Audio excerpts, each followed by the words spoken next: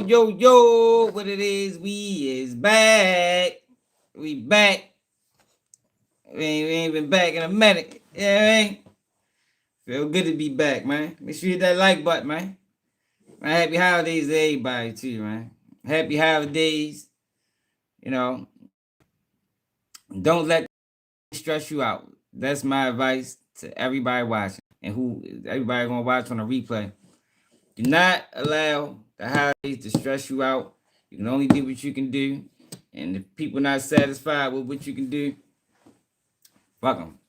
You know what I mean? But I hope everybody had a good year, man. Going into next year, 2026. Hope everybody prepared. Another year to be great, another opportunity.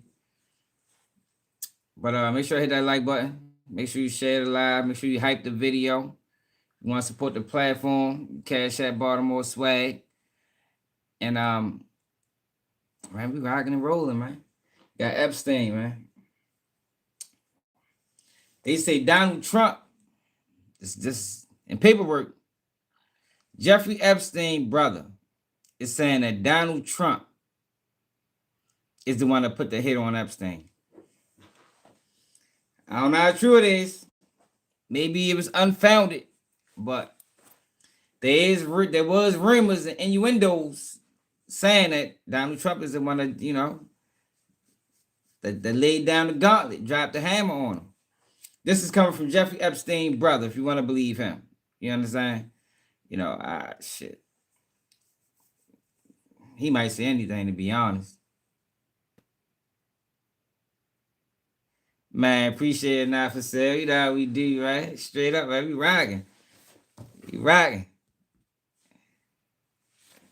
Rocking and rolling. So, this Jeffrey Epstein stuff is crazy, man. Like, this is, that we cannot let this die. That we cannot let Jeffrey Epstein and this pedophile ring that he facilitated and these co-conspirators are still unindicted to get away with this shit, y'all. No, we can't do that, man. Can't do it. Fuck that. We need answers. We need indictments.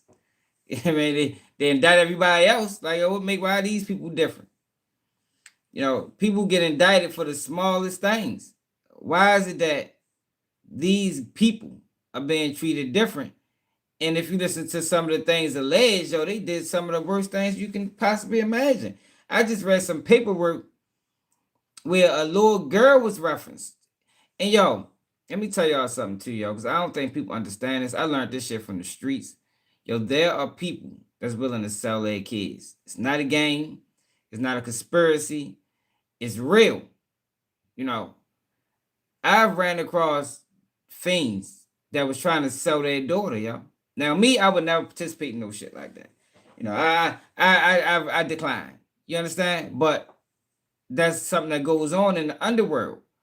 And it seems like it also goes on in entertainment, where they find these families that's suffering some type of financial hardship, and they willing to sacrifice their child in order to better their life. As crazy as it sounds, it's real. Like I said, it happens in the drug game, where you got parents that might be sniffing dope or smoking crack or just doing whatever kind of drug, and they not have their money, and they try to sell you their child, man. It's real like that. Like, it's not a game, yo.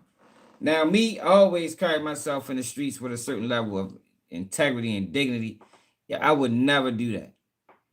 I would never do that, yo. I'd rather just give it to you. If it's that bad to the point where you willing to sell your child for a high, man, I'd rather just give that shit to you, man. You just pay me back. We ain't doing that, because that's just ridiculous. That's just ridiculous. But it does goes on. It does go on, and look like it goes on in entertainment as well. That's how you got situations where they talk about Justin Bieber, or a lot of them child actors and actresses are all mentally disturbed as adults. All of them is saying like they are mentally disturbed. But this is what I'm saying right here. Man, how I ain't gonna lie on here, man. Y'all know we gonna keep it real as possible. Always. Always. So look at this right here, y'all. So you got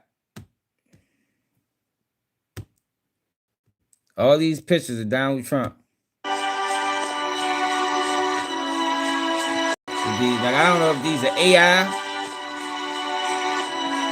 but this is sick, yo. Look, that's his daughter.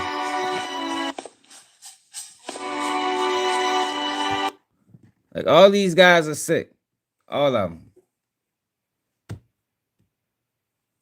They all sick. So this Epstein photograph found an apparent suicide. Now, yo, I think Epstein is dead, y'all. Now I used to think that he was alive, but no, he dead. Epstein is definitely dead. I would lean toward murder than suicide, but he ain't around no more. Or they could have pressed him so hard that he committed suicide, but I don't believe Epstein is alive. No,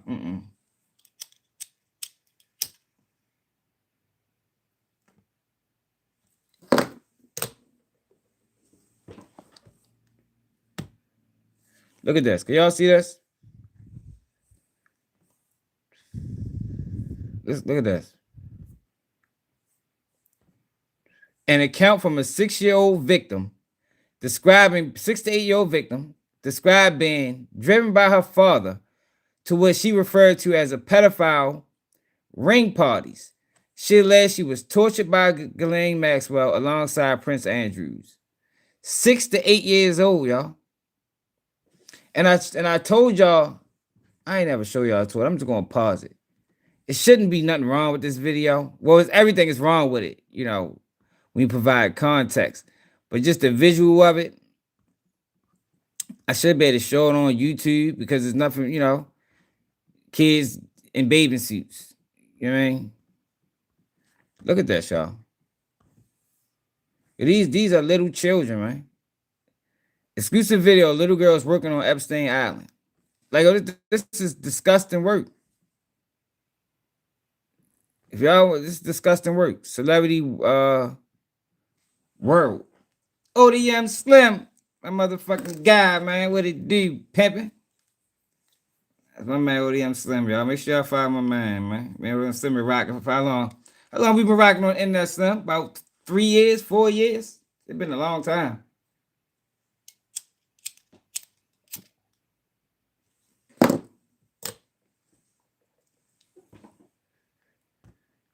Like, oh, this is disgusting, y'all. Look at they kids. Now, like I say, it shouldn't be nothing wrong with it because it's kids. It's basically dressed like they at a swimming pool. But what the fuck is they doing on Epstein Island, man? Like, what the fuck is going on? Yeah, hell yeah. It been a while. I think it been about 4 years, bro. Cause you been fucking with me since the beginning. I think we both started around the same time. I probably started a little earlier. But yeah, we've been rocking for a long time, man. See the ODM Slim, man. But so let's get back to this paperwork. We already read this shit. Shit is fucking. This is disgusting. Can y'all see this? Is this clear? Yeah, make sure we clear.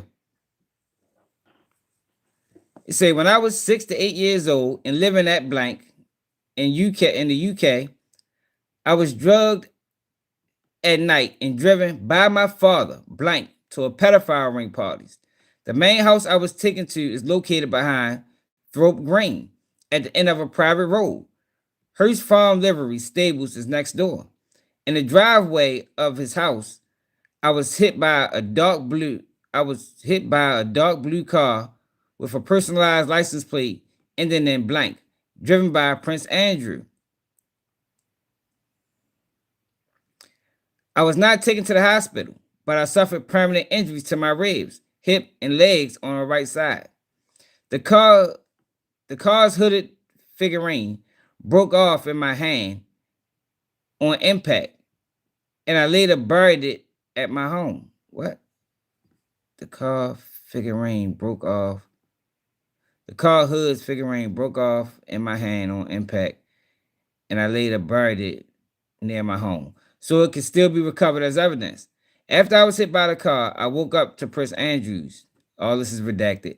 In that house, I was also redacted. I have medical records from the resulting infection. I once ran away from the house naked and made it to the Irish traveler community down the road. I remember saying and speaking to a man, so I think that there may be Irish travelers living in the area who could corroborate what goes on there. I was also taken to another house that I later recognized as Frogmore Cottage when its reimbursement, oh, when its refurbishment was in the news in 2018. There, I was restrained on a table and tortured with electric shocks by Ghislaine Maxwell and surrounded by men watching. I remember seeing Prince Andrew's face, blank. I tried to sneak out. Maxwell caught me and beat me with a Bristol end of the broom. She also threatened me, saying that I deserved to die, and hit me in the face with the broom, breaking my nose.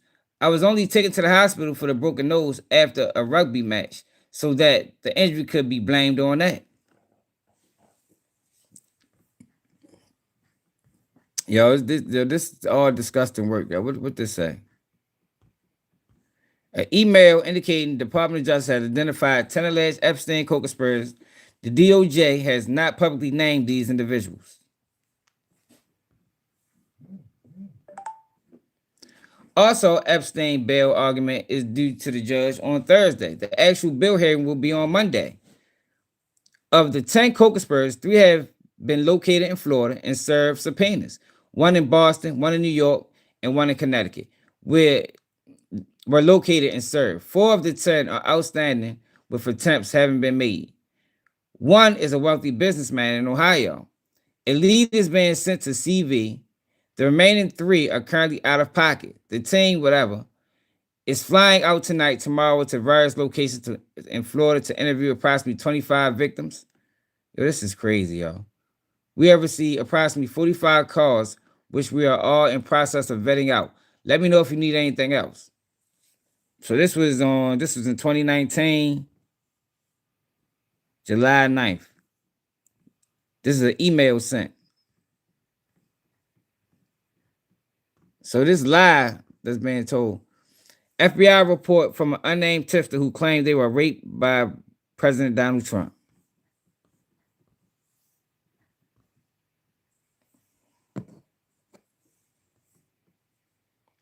Blank asked about his driving. Blank asked about his time driving a limousine for 2 years in the Dallas-Fort Worth area. During Blank time as a driver, he met Donald Trump. Noted he picked the president up in 1995 and took him to the Dallas-Fort Worth airport. Blank reported some of the things President Trump had spoken about during a ride while on his cell phone were very concerning. Reported he was a few seconds from pulling the limousine over in the meeting and within a few seconds of pulling him out the car and hurting him due to some of the things he was saying. As caller chose not to, Blank noted Trump continuously stated the name Jeffrey while on the phone and made reference to abusing some girl.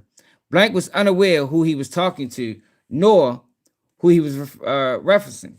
As Blank talked about his time meeting Donald Trump, Blank immediately, Blank demeanor went stone cold. As Blank stated, he ordered me. Blank said what as Blank replied, Donald Trump Jr. had raped her along with Jeffrey Epstein. Noting some girl with a funny name took me into a fancy hotel or a building. That's how it happened. Blank advised to call police regarding the incident. As Blank stated, I can't, they will kill me. On Christmas Day, Blank stated she had in fact called the police about what they had talked about. Blank told Blank she had done good.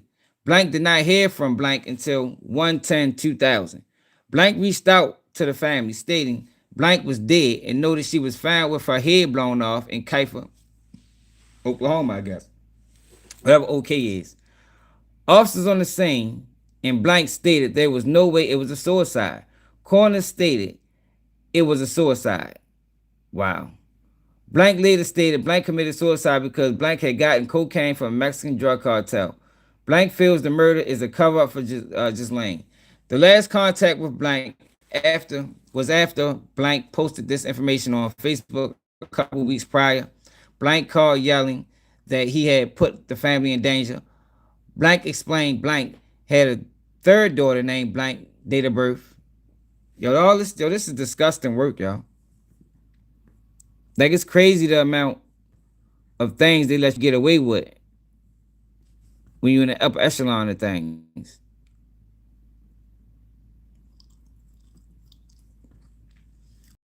This is the FBI.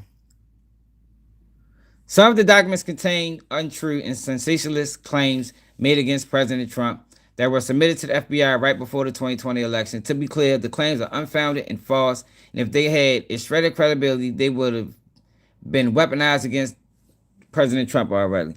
Nevertheless, out of our commitment to the law of transparency, and the DOJ is releasing these documents with lengthy required protections for Epstein victims. All these sick bastards. Look, Jeffrey Epstein was moving under an alias.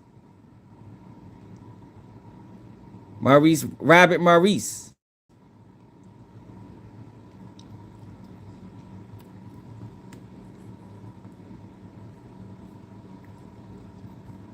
Epstein was a spy, man.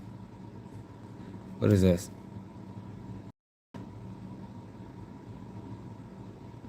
All right, look. To the FBI by Mark Epstein, Jeffrey Epstein's brother, alleging Epstein was murdered. To Special Agent Blank. They're not even putting the special, like, yo, why we can't get the name of the agent?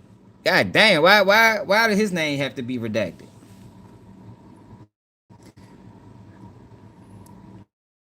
I'm a intake examiner at the FBI Threat Operations Center, where we see information from public regarding criminal activity and threats to national security. The following information is being forwarded for your situational awareness in any Epstein, date of birth, cellular phone, whatever, email account, residential address. Submitted an online tip to the FBI National Threat Operations Center regarding allegations of murder of Jeffrey Epstein in blank. Jeffrey was murdered in his jail cell. I have reason to believe he was killed because he was about to name names. I believe President Trump authorized the murder. Yeah, why would he believe Trump did it out of all people? Y'all don't think there's no truth to that? We already seen a letter where Trump admitted that not Trump, but Wisconsin admitted that Trump also liked the girls young. Our president also shares our love in young, nobile girls. Y'all see that? We clear now? Appreciate it. Are we clear? Y'all let me know.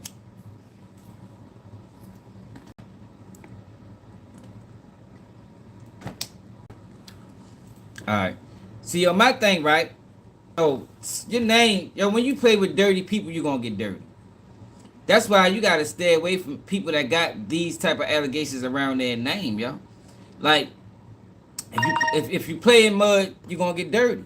And a lot of these guys played in mud just by associating themselves next to Jeffrey Epstein. Now, some of these people probably didn't do anything crazy, but this is what you subject yourself to just by being in these circles with these people. Now, I don't believe anybody that was around Epstein for an extended amount of time didn't know what was going on. I don't believe that. I find it very hard to believe. I said this before. I find it very hard to believe that people that recorded, took pictures, took account of the abuse that they was doing to these young people, whatever level of abuse it was, they trying to say that it was just a circle about the things that they was doing. Nah, they motherfuckers participated. Trump, you wild as shit. What's this?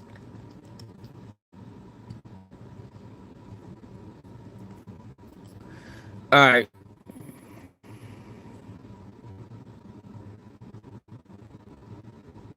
Now fake. The FBI has confirmed this alleged letter from Jeffrey Epstein and Larry Nassar is fake. The fake letter was received by the jail and flagged for the FBI at that time. The FBI made this conclusion based on the following facts. The writing does not appear to match Jeffrey Epstein, so we need another letter then. We need another letter written by Jeffrey Epstein so we can compare and contrast. You know, we can't just take their word for it. The letter was postmarked 3 days after Epstein's death out of Northern Virginia when he was jailed in New York.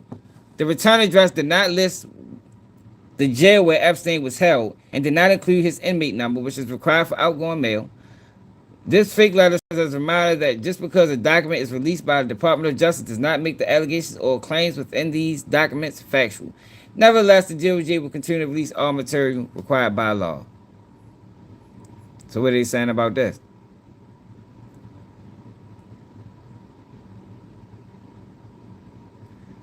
An email exchange between Ghislaine Maxwell and an individual referred to as the Invisible Man, believed to be Prince Andrews, included in the newly released documents. Okay, I'm here at Balmoral Summer Camp for the royal family. Activities take place all day and I'm totally exhausted at the end of each day. The girls are completely shattered and I will have to give them an early night today as it is getting tiring splitting them up all the time. Wow. How is LA? Have you found some new inappropriate friends? Let me know when you're coming over as I am free from the 25th of August until the 2nd of September. And want to go somewhere hot and sunny with some fun people before having to put my nose firmly to the grindstone for the fall. Any ideas? They was out here passing these girls around like fucking, like Thanksgiving dinners, man. Yo, this is disgusting. All of it.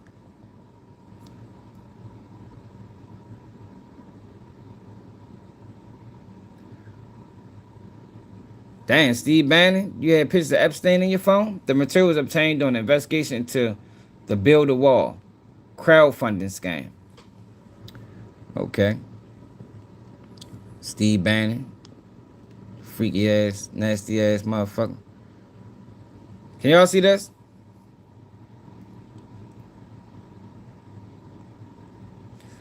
I hope you're well. I'm helping out with this responsiveness review for WBTW. I've been looking through Steve Bannon's iPhone 7 on Cellbrite.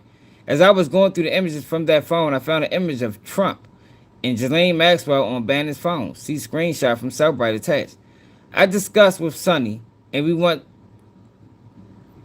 to flag this for you in case it was any importance of you. In case it was of any importance to you, since you are on both cases. So what the fuck was the picture of? We need a detail. What was the picture? Why was it flagged?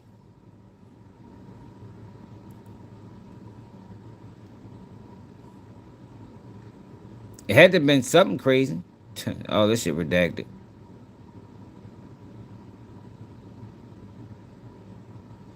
Ain't no point in us reading this. This shit all redacted.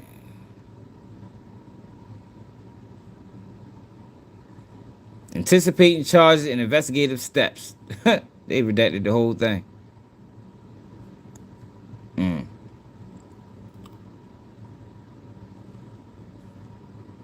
That's crazy. What is this?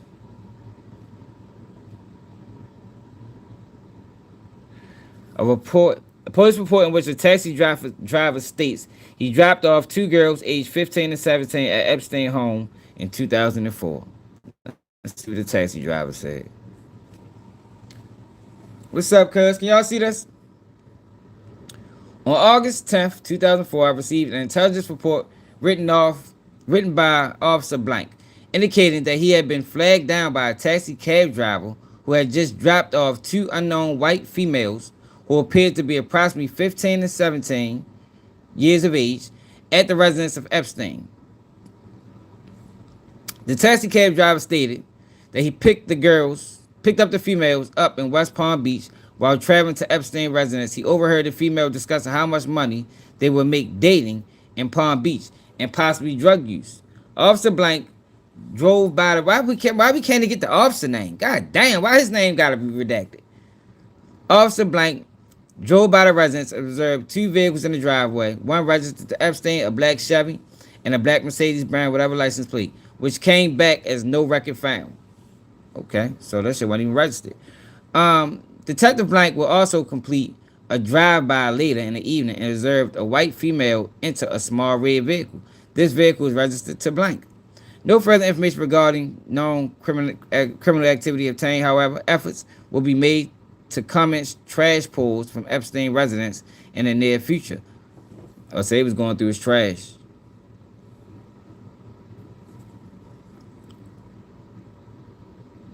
Mm.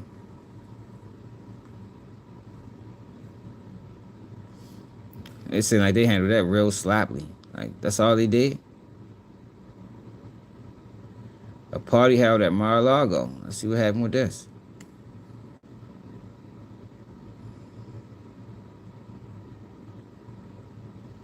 Oh, Jeffery Epstein had a party at Mar-a-Lago. Come on, Trump. So you had to know what was going on. Blank provided the following information. Blank met Lisa, whatever, at a hospital where they were roommates in 2000. Villanueva now goes by Ghislaine, okay, and she sells real estate in Irvine, California. After Blank and Ghislaine left the hospital, they remained friends. Later that year in 2000, around Christmas time, Ghislaine invited Blank to a party on Palm Beach Island, Florida. Believed the house belonged to Epstein. Before the part, Ghislaine took Blank to meet Bobby Cox. Cox was a young man and introduced himself as a model scout. They always get him through modeling. Ghislaine laughed in response to Cox's introduction and said, "No, you're a pimp." Cox and Blank then went to the party. They entered the property through the backyard, and Ghislaine said she would go inside to speak with the hostess, which Blank believes was Ghislaine Maxwell. Hold the fuck up. Also, Villanueva, I guess that's her name, met Ghislaine Maxwell at a hospital. Okay. When Villanueva took Blank inside, Villanueva told Blank to stay close and not go into any of the rooms. Villanueva took Blank to meet a man named Kurt Smith, who is currently the CEO of Blue Buffalo. When the girl in Blank approached Smith, he asked the girl if Blank was cool. Blank stated she was cool.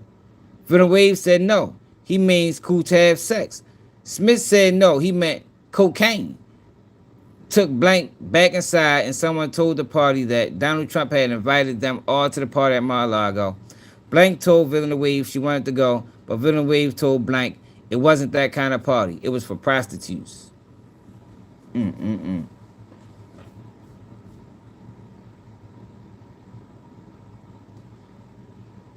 How you gonna do that? Pass all of it and you'll even see the blacked out one. What you mean, like copy and paste?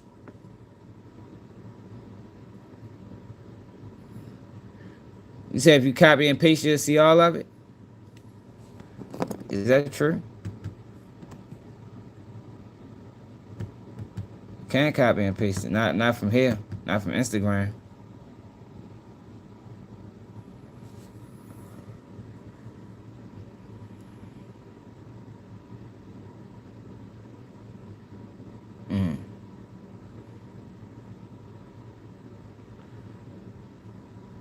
They got all these co-conspirators and nobody go to jail.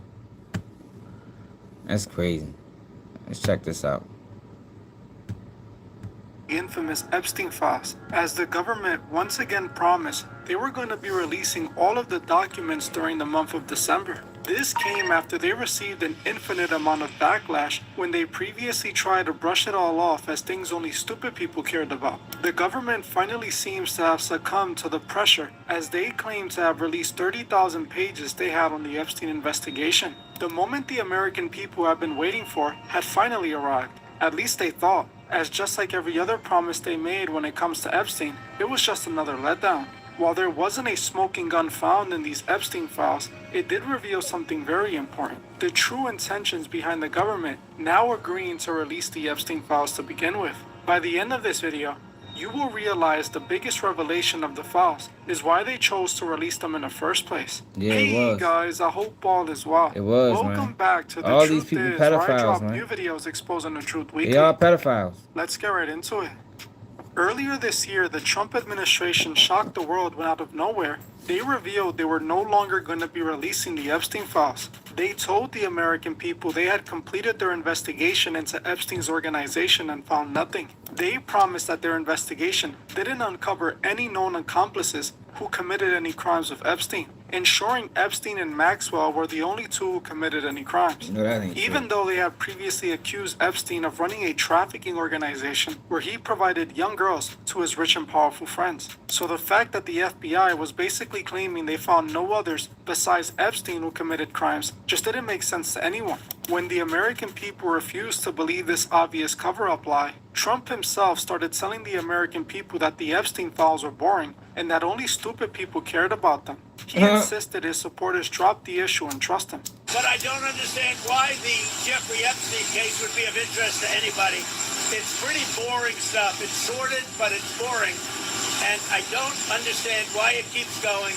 I think really only pretty bad people, including fake news, want to keep something like that going. Costa, he allegedly said that he did work for an intelligence agency. So could you resolve whether or not he did? And also, could you say why there was a minute missing from the jailhouse tape on the night of the set? Yeah, sure. If I Ma'am, could, could I just interrupt for Sure. 1 second? Are you still talking about Jeffrey Epstein? This guy's been talked about for years. You're asking, we have Texas, we have Yo, it's this, amazing we have all how- of the things. Yo, they just want people to just forget. Like this is a common theme in America. You know, just forget the corruption. Just forget the trauma. You know, just forget. No, hell no, man. No, man. We try to the bottom of this shit, man. Some of you guys ain't right. We need to know who. And are people still talking about this guy, this creep? That is unbelievable. Do you want to waste the time and do you feel like answering? I don't mind answering. I mean, I can't believe you're asking a question on Epstein at a time like this where we're having some of the greatest success and also tragedy with what happened in Texas. It just seems like a desecration. It's not like he has anything to hide after all. It's not like he was close to Epstein like that, or like they routinely partied together and flew on each other's jets. But when most of the American people refused to buy into their lies, the government eventually started changing its tune. One day to the next, they did a 180. That like and were button, now y'all. promising Thanks, to cuz. release the Epstein files in their entirety. No more lies, no more games. They promised that in December, the American people will see it all. Just a few days back, that day finally came, and the government released some documents as promised. And just as I expected, it was once again a giant cover-up manipulation tactic. I will explain exactly what I mean by this in a second. But first, let's talk about what was in the Epstein files. On December 23, 2025, the U.S. Department of Justice released a massive drop of approximately 30,000 pages from the Jeffrey Epstein investigation files. On these files, many photos were found of Epstein, his friends, and his infamous island. The photos of Epstein at his island clearly showed that he was open about his disturbing behavior. Look at this as there shit, were y'all. countless Come on. photos of him. This is what I'm talking about. There is no way a person that's doing this type of shit, taking pictures of it, there's no way that you was around him on any extended time period and didn't know this was going on. Yo, it's damn near impossible for me to believe, man. with girls who were clearly victims. That's Like like- this photo where it seems That's like you're in a relationship, right? And you've been cheating on your significant other. But you're not doing it discreetly. You know, you taking pictures, you taking video. Like, yo, that is a lot to hide, man. That is a lot to hide, yo, when you still out in the world, you dealing with people daily. Like, you around this girl every day, but you got a side girl who you taking pictures and taking videos and going on trips with. Like, yo, you can't hide that. You can't hide that. Fuck no. I don't know. I don't believe you can hide that. Look at this, yo. These are kids, man. What the fuck is this, yo? Like, yo, what type of person get enjoyment out of this? Yo, these are sick people. seems that some girls were doing yoga topless in front of Epstein, or these photos of victims that Epstein wrote all over their feet. This proved to me that many of those who were around Epstein were around Epstein. What the fuck he right on their feet? She was Dally at school. She was. This nigga's a fucking weirdo, man. The tip of a tongue. The fuck do that say? Standing.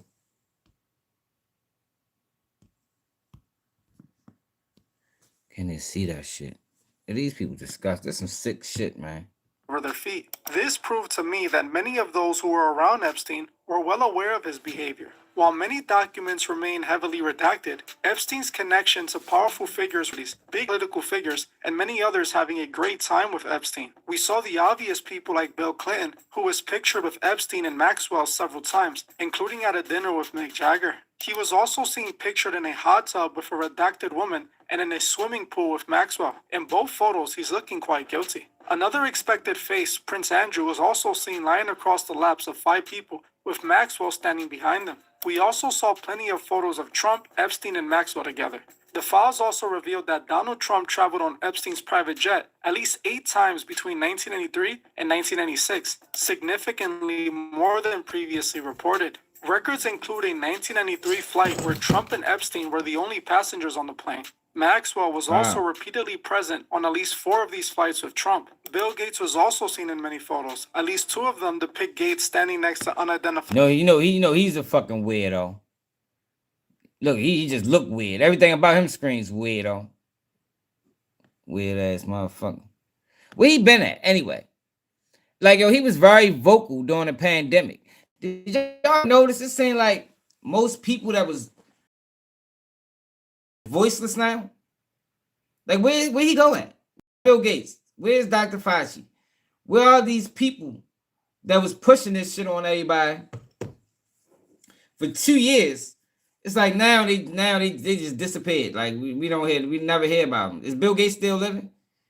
Does anybody have any information on Bill Gates' whereabouts? Because we haven't seen him.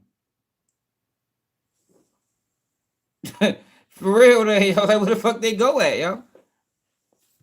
That man was doing seminars, going to Africa, promoting the vaccine. Now he's gone.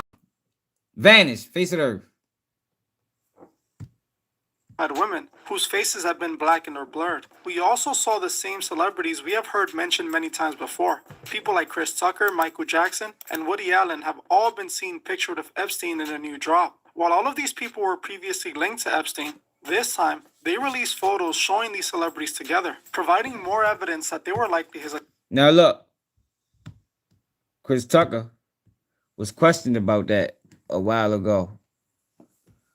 Let's see if I got that video on an interview. I think I got it. Hold up.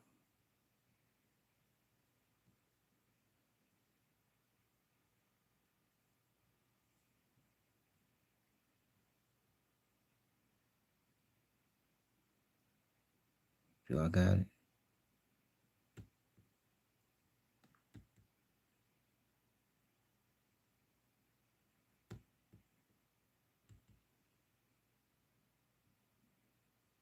Chris Tucker.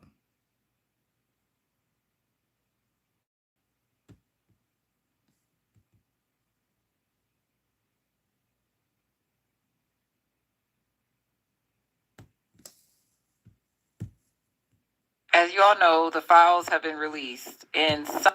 That ain't it.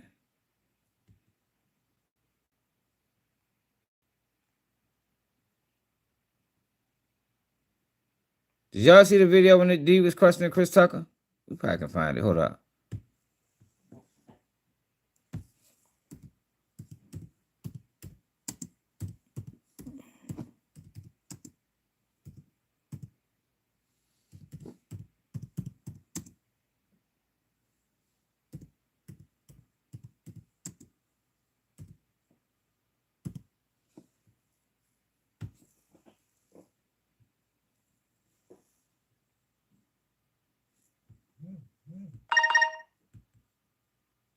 Here you go.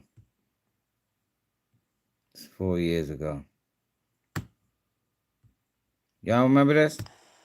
You knew Jeffrey Epstein. We all been there. Yeah, I did. You know, we flew Bill Clinton and a lot of different. Well, that was a humanitarian trip to Africa, and I met him on that trip because it was his plane. I didn't know who plane we was getting on, but it was a whole bunch of dignitary people. We was with a delegation, and yeah, I met him, and you know, you don't know people what they do in their private lives, so yeah. But tell me this, Chris. He was on this private plane, and you could tell that it was a private plane because they called it, what is it, Lolita Express? Oh, yeah, it was a private plane. Yes. Oh, yes. But wait a minute. You didn't never go to that island, did you? No. I don't know where that thing at. No. I don't. Hey, we was going to Africa to save lives. All right, speaking of the things, you actually had, okay, speaking of some controversial things, you were there when Kanye said George Bush doesn't care about black people, correct? Was, man. What was going on through your head when Kanye said, Yo, I don't trust none of them people. I always look, I ain't gonna say I always. I always look at the people who go to them countries on humanitarian efforts as suspect. Like, why you gotta go over there? Like, it's so much that can be done in America. Yo, I ain't in my live, did he? Oh, yeah. Oh, no, we good. Yeah, so they it's so much that can be done in America, but they always go to Africa and all these third world countries or countries that's struggling economically and build schools and, you know, it just I don't understand. It don't make sense to me when it's a lot that can be done in America. To me, it looks like that's what they do. They go over there and, you know, they might come back with a child or two. You feel me? face was amazing. But what was going on through your head when it just cut to you? Man, I didn't know what he said, first of all, because I was busy telling them, can I say what I want to say? Because I really, you know, I think that'd be more effective. They was like, no, you need to say what we got on the paper. I think so too, y'all. They said, go, Chris, just go. What's going on? So I said, listen, George W. Bush loved black people. I don't know what's going on. So he had me looking like Uncle Tom, and he was looking Nat Turner. You know? But afterwards, we was in the back. Kanye was like, man, I don't know, man. It became that one. yeah. Oh, man. That's American history right there. Your relationship with Michael Jackson. How do you Yes. explain that? Oh, man, that's another one, man. Just a blessing growing up. You know, we grew up with Michael, like my sister, and he was talented, but he was brilliant. He liked me enough to put me in one of his friendship. Yeah, he was a great person, man. Yeah. I'm doing all of that. He stopped shooting. We went into his Awesome. with one of those very, very, very soft-spoken, but really. Yeah, so you see how he ducked the Epstein shit, but I don't believe you. You hung with that man. You knew what the fuck was going on. You knew what was going on. Ain't no way I'd have been caught nowhere near Jeffrey Epstein at all. Nowhere near.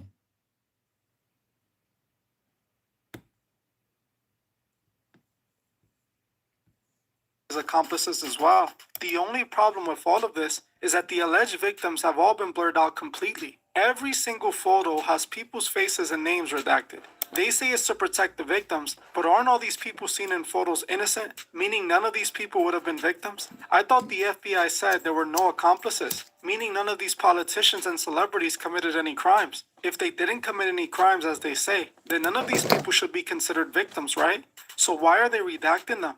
These guys can't even get their story straight. something that the Epstein files they released just confirmed. While the government claimed there were no co-conspirators, that was proven untrue in the 30,000 pages. In the new drop, internal FBI emails from July 2019 were found that revealed agents were actively tracking 10 potential co-conspirators immediately following Jeffrey Epstein's arrest, which would go directly against their claims that there weren't any co-conspirators. While the Department of Justice redacted 7 of the 10 names, in a July 9, 2019 email, 3 individuals were explicitly named as co-conspirators. Those 3 were Maxwell, Jean Brunel, who was a French modeling scout, and Epstein's good friend Leslie Wexner, the billionaire behind Victoria's Secret, all who were obviously just as guilty as Jeffrey Epstein in my opinion. Yet the FBI claimed that there were no co-conspirators. The FBI would want us to believe that those who hung around Epstein did not know what he was up to. The government pretended like they themselves weren't aware. But what's interesting is that in the recently released documents, a 1996 FBI report confirms that law enforcement was alerted to Epstein's behavior a decade before his first arrest in 2006, with the entire Maria Farmer complaint, where she accused Epstein of stealing photos of her young sister and then threatened to burn her house down if she spoke out. There was a lot of anxiety coming into today for many of us survivors and that have been involved in this process. But I have to say, it has been an emotional day in a way that I was not expecting. My sister Maria Farmer reported Epstein and his crimes in 1996. We've been saying that over and over again. And part of what was released today was an official FBI form, and I think it was an FD-71, dated September 3rd, 1996, with some of my sister's report. It was labeled under photography, and it described Epstein stealing photos of myself at the age of 16, of my younger sister who was 12 at the time. And just to see it in writing and to know that they had this document this entire time. It's not Democratic, y'all. It's not Democrat or Republican, y'all. It's not Democrat or Republican. This is disgusting. There's Democrats, there's Republicans, there's independents. This is about elitism. That's what this is about. This is about elitism. This is about people that reach the high level of success feeling invincible to where they can do what they want to people and their actions does not get addressed. There's going to be no charges filed. That's what this is. And how many people were harmed after that date? It just, we've been saying it over and over, but to see it in black and white that way has been very emotional. Maria today, I know she felt a tremendous amount of relief and redemption, but also sorrow in thinking about people like Virginia Roberts Giuffre who are not here to see this and be a part of really forcing the government to be transparent finally about this case. So Annie, I just so people know this is the document that you're talking about. It is the 1996 complaint that your sister made to the FBI about Epstein. She alleged that he stole nude and partially nude photographs of her underage sisters. And as we know, law enforcement failed to act on that complaint in 1996. She's followed up on this. She sued in response. You sued over what you experienced. Maria, in a statement, has said, "This is amazing. Thank you for believing me. I feel redeemed. This is one of the best days of my life." Of course, it's mixed with the fact that I'm devastated about all the other little girls like Virginia who were harmed because the FBI didn't do their job. I'm crying for 2 reasons. I want everyone to know that I'm in tears of joy for myself, but also tears of sorrow for all the other victims that the FBI failed. Looking at this document, I can feel, I'm sure, just a fraction of the emotion you feel, because you think of, if only they took this seriously, how many innocent girls would not have been harmed? The authorities knew what Epstein was up to, but they protected him. In the files, there were also text messages like this one that showed how some of these girls were being offered around for $1,000. You can see in the text message that they were literally advertising the girl with a detailed description like she was a product. Look at this shit, man. It motherfucking sales pitch. Look, they was getting from all over the place. Russia, departure city, Russia. Like she was catching a plane or something. Sadly, a lot of the information in all of these text messages were redacted. The recent drop also confirmed what everyone already knew, that Epstein liked girls who were under 18, but that's not a shocker. Honestly, I have gone through a lot of these documents and spent a good amount of time doing it. I can tell you now, it felt like a complete waste of my time. Everything is either redacted, blurred out, and some of it is even purposely misleading. It's like they released the files but still found a way to hide all the important information. And that's exactly what their plan was all along. I never expected them to release anything, to be honest, but this is just pathetic. Now, one thing I noticed, which was truly the most important thing about all of this, was the reason they chose to reveal this now. This wasn't about transparency and showing us the truth. It was all about protecting those who were accused of committing crimes. I'll explain what I mean by this. If you have been online in the last few days, then you likely saw this photo of Michael Jackson and Diana Ross with Bill Clinton. In the photo, two children are pictured with Michael with their faces blurred out. At first glance, it looks like this photo is of Michael with some victims at Epstein's Island. But if you do some research, you can find this photo is unblurred, publicly available on the internet, showing that those victims were really just Diana's children. Wow, that's dirty work. That's dirty work right there, man. That's crazy. Wasn't the only photo either. There's one photo of Trump and some females that have their faces redacted as well. At first glance, the photo appears like it could be Trump and some young victims. But just like the Michael Jackson photo, it turns out this was just Trump and some adult models. You may be wondering why they did this. Some might think it's the left trying to sabotage Trump, but that's actually the opposite of what's going on here. What's really taking place is a strategic technique to manipulate the people. Yeah, that's what it is. They're trying to blur the lines. That's all it is. I agree with him 100%. Whoever did this video, I think it's the name of this page called The Truth. They did that to blur the lines, man. Knew people would quickly find out most of these photos showing Trump and other celebrities were simply innocent situations. The media even revealed this on their own. They knew that when people found this out, they would start to doubt all the allegations. As now, the president and all the others can literally say that the photos were purposely misleading, as the photos didn't really reveal them doing anything criminal.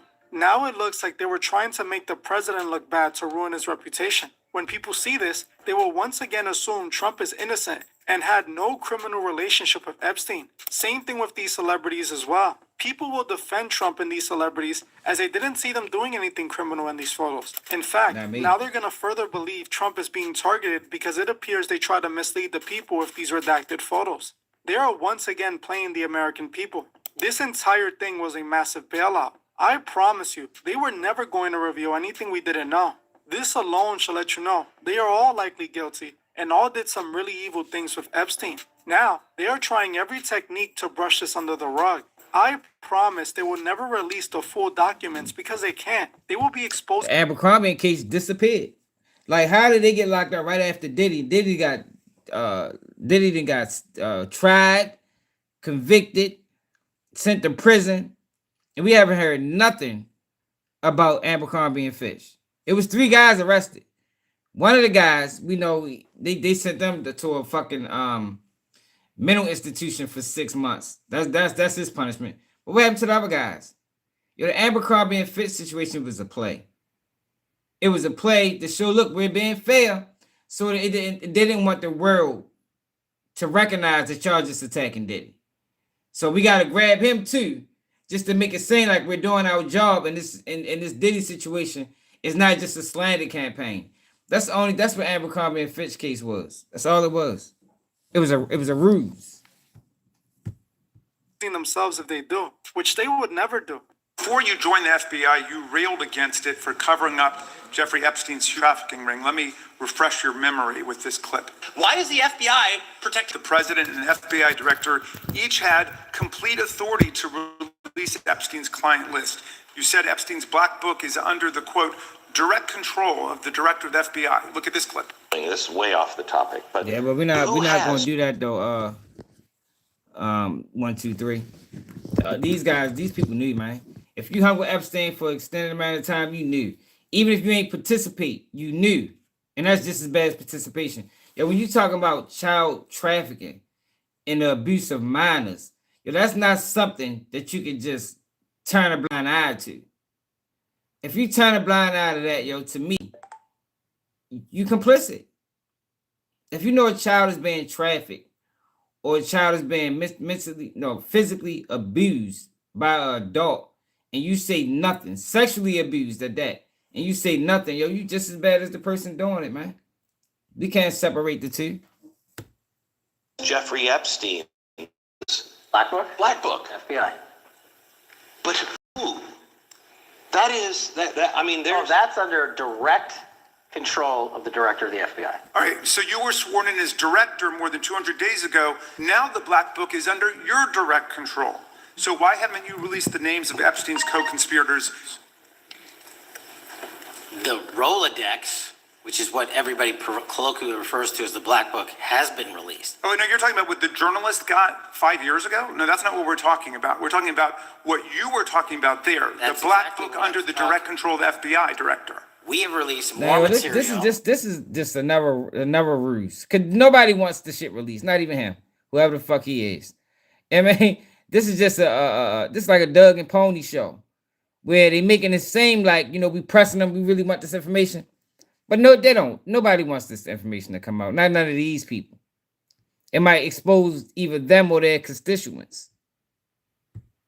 Than anyone else before. The Biden administration, Obama administration had the exact opportunities to release this material, and they never did. At least 16 files, including one featuring a photograph of President Trump with Epstein, were briefly removed from the DOJ's portal shortly after their appearance. The administration defended this as a necessary step to further redact victims' identities, but it's just more covering up. There are hundreds of pages that are completely redacted. This entire thing was a complete waste of our time, all done to make those co-conspirators look innocent. The biggest red flag is that there's no mention of Epstein's Masonic affiliations or any of his rituals that he was having on his island. No talks of how all of this was a giant cult. That alone should let you know they would never reveal the truth about Epstein. All the elite were getting down and dirty with Epstein, and they're still doing it while Epstein is gone. Stop expecting these people to snitch on themselves. Instead, investigate things on your own and come to your own conclusions. In my opinion, I agree. Everyone seen in a photo with Epstein is a part of the club. All of them. Well, I'm gonna end this one here. I want to thank you all for watching, and I agree. They are part of the clubs, the billionaires club, or multi-millionaires club.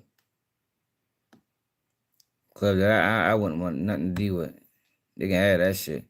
If in order to reach this level of success, if you gotta participate in this level of fuckery, then I'm good. And it continues over the Justice Department's failure to meet the deadline to release all, that's what the law requires, all of the Jeffery I think Epstein he files. is dead. I think they killed him. Democratic Congressman Ro Khanna and Republican Congressman Thomas Massie, they authored the law, announced late last night that they will bring inherent contempt charges against Attorney General Pam Bondi. In a statement, Khanna called the DOJ's failure to comply with the Epstein Files Transparency Act, quote, an obstruction of justice, unquote.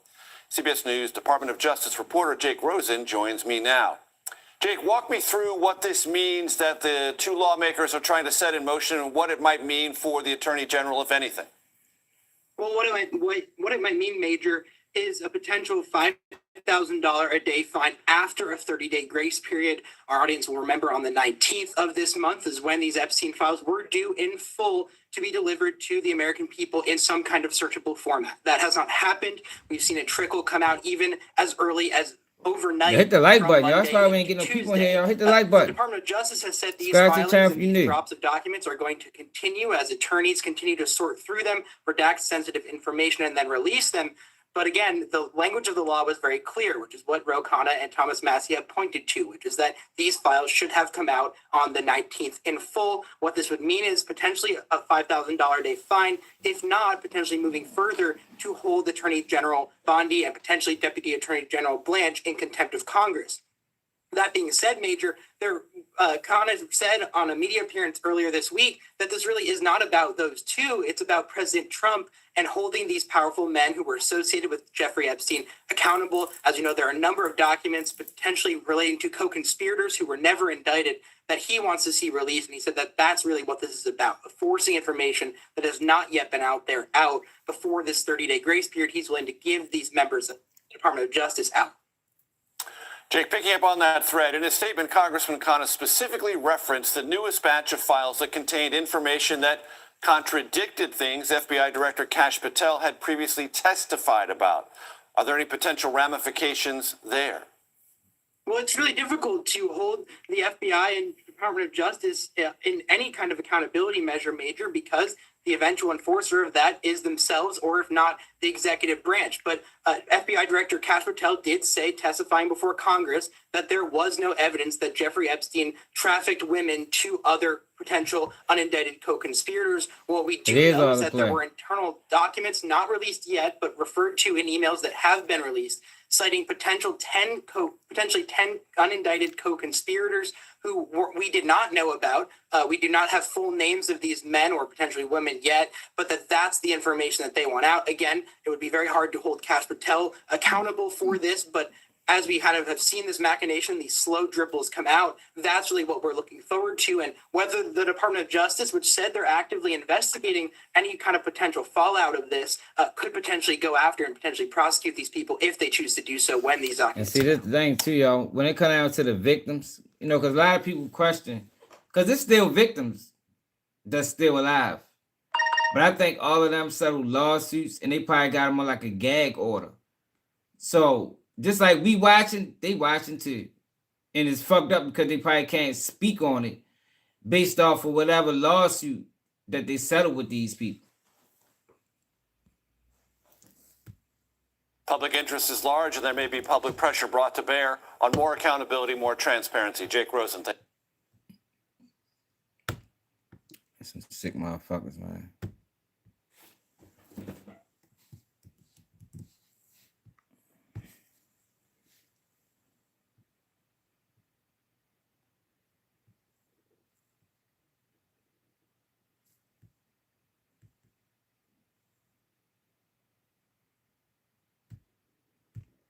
They accidentally leaked new files.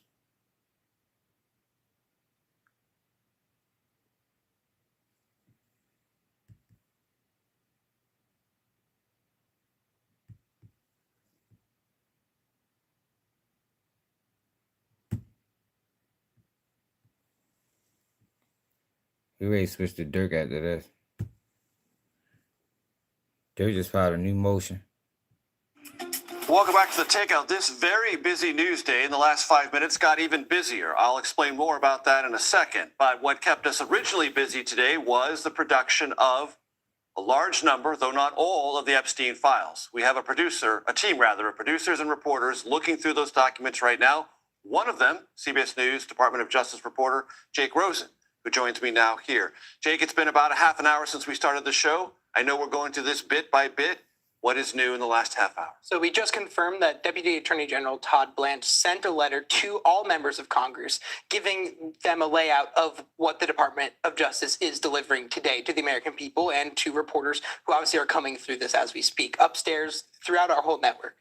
What we do know is that there are more than 1,200 victims that through this kind of survey, the Department of Justice has found, including some family members. All of those victims' identities, so far as I've read in these files, have been 1,200 victims, yo. That's probably just the ones they can get in contact with. God damn, yo.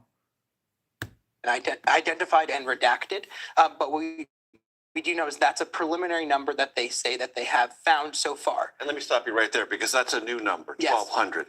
In the two-page memo the Justice Department released earlier this year, it said more than 1,000. So this is now a little bit more specificity, and on the upside, even more victims. It is, and we should remind our audience that there are hundreds of thousands of pages that were released today, and that is not in completion. What the Department of Justice has published tonight is not the full slate of the Epstein documents that it has been sitting on. There are still court documents that have yet to be unsealed, even though judges have ordered them. That process will play out, but those documents are not included in what is released today. Does what members of Congress can find in this letter from Todd Blanche, the Deputy Attorney General, offer a roadmap that they might find useful to go through this document release? Well, partly because some Democratic members are upset that this, and Thomas Massey, who brought forward a lot of these claims, is upset that there is not a Department of Justice here that is sticking to the plain text of the first paragraph of this bill, which says that 30 days from the signing of this bill, which was before Thanksgiving, there would be a full slate of documents. All is the word. And it is in the second sentence. The Department of Justice has not delivered that. We saw Deputy Attorney General Blanche say earlier today the Department of Justice has said any kind of opposition or framing around the Department of Justice not doing their job, they're trying to spin it back to past presidential administrations who have not released these files before, saying that they're obviously dedicated to this transparency. However, it appears as of right now, they have not delivered a congressionally mandated and signed by President Trump delivery of all these files. We also are reminded, Major, of the many, many powerful men who were surrounding Jeffrey Epstein at the peak power. Richard Branson, Walter Cronkite, Mick Jagger from the Rolling Stones. There are new photos in these that were not released in the last couple of batches last week. I think it's a humble reminder that this man at the peak of his power and financial wealth was spending time with some very beloved people in the world and in American pop culture. He built a network of high-profile people, took a lot of photos of them, and the essence of Barry Levine's book and others who have written about this was part friendship, but also part protection. Photos with me, photos where I am, are part of my way of protecting myself. This is why Israel got America by the balls, man. Jeffrey Epstein is probably 50% of the reason why Israel has America by the balls. Because this type of shit was going on. My way in an accusatory sense. Yeah, and what we saw is that accusatory sense and maybe some potential threats that could come out of that came from an FBI report, which a victim went to talk to an FBI special agent who was investigating Jeffrey Epstein in South Florida in around 2006, said that Jeffrey Epstein had paid somebody to take naked photos of this victim while she was underage, gave 100 plus massages, was paid $200 to $400 per massage, and then said, if you go talk to anybody about this, I will, quote, burn your house down. It is just part of these trickle of documents as you read through them, read handwritten scrawls and try to parse that out, of a reminder of not just what you said, that network of people, but also potentially the threats that he could impose on somebody if it got to that point. Bringing us the latest with the help of our team, reading through the documents as we speak. Jake Rosen, thank you so very much.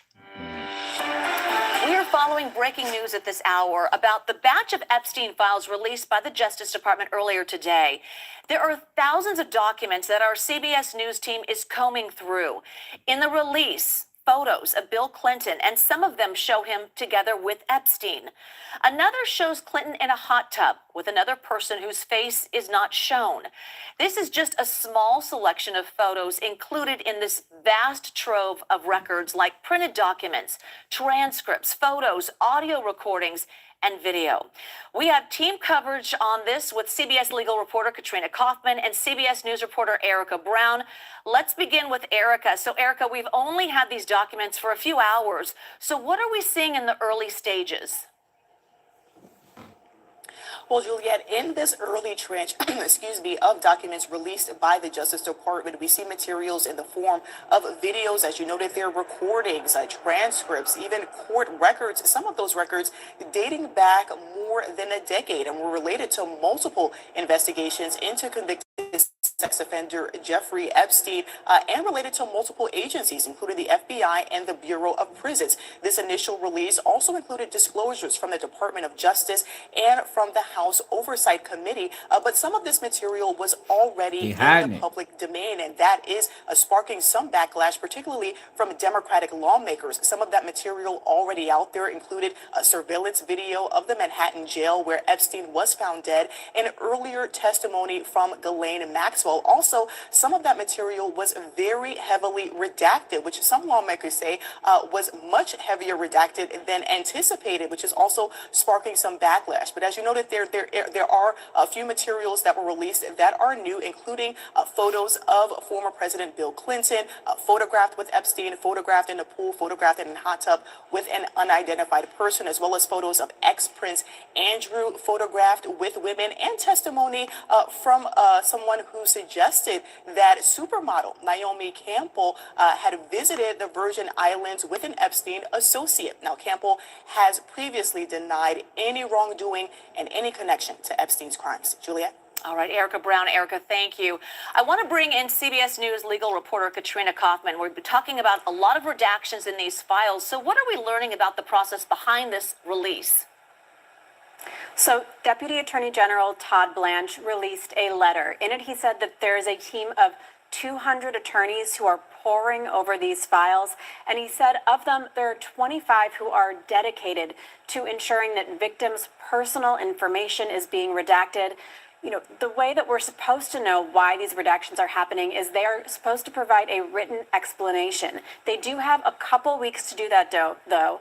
So as of now, we don't exactly know what the decision-making process is behind each of these. It is supposed to be to Epstein protect wasn't even a financier like they try to make him be.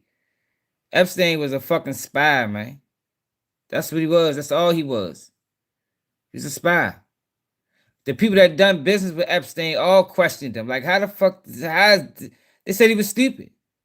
Like, how did this guy with no intelligence? I think he dropped out of college and everything. Like, how did he reach this level of success? Victims, though. There is a mountain of material. I know that you've been sifting through the material. What stands out to you so far? That's right. We are going through these thousands of pages. One thing that stood out was it was a report from the FBI in Miami. And in it, the person who filed the complaint talks about how Epstein stole photos she had taken, she's a professional artist, of her 12 and 16-year-old sisters, so that she believed that Epstein sold those photos. She also said that Epstein one time requested that she take pictures of young girls at swimming pools, and that he's now threatening, this redacted name, that if she tells anyone about the photos, he will burn her house He was down. taking pictures. There's also he was taking pictures of young girls as still. This guy's a fucking creep, y'all. Yo, this is crazy. This is too much for me, man. I ain't gonna lie. It's some sick people in this world. That's the only thing I can say about it. It's some very sick and disturbed people in this world that don't have no morals, no principles, no nothing. A lot of imagery here. There are many photos. You showed that picture of Bill Clinton in a hot tub. There's one of Prince Andrew lying across, it looks like the laps of women. Ghislaine Maxwell is also in the photo. There is a notable photo that also appeared of former CBS Evening News anchor Walter Cronkite with Jeffrey Epstein and another man. It looks like it's from about 2007, so it is also worth noting that he was about 90 years old at that time. But we are continuing to go through all of this and pick out the information that we really think the public should learn about and see what's new here, because we're really still figuring that out. Katrina Kaufman. Katrina, thank you.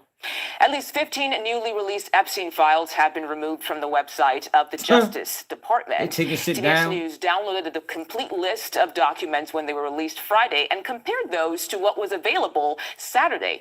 Let's bring in CBS News Justice correspondent Scott What are they McFarland. doing, Scott, man? thank you for joining us today. What do we know about the files that disappeared? Wow. Well, some have reappeared, some have, others remain now behind some type of veil, along with the overwhelming number of files.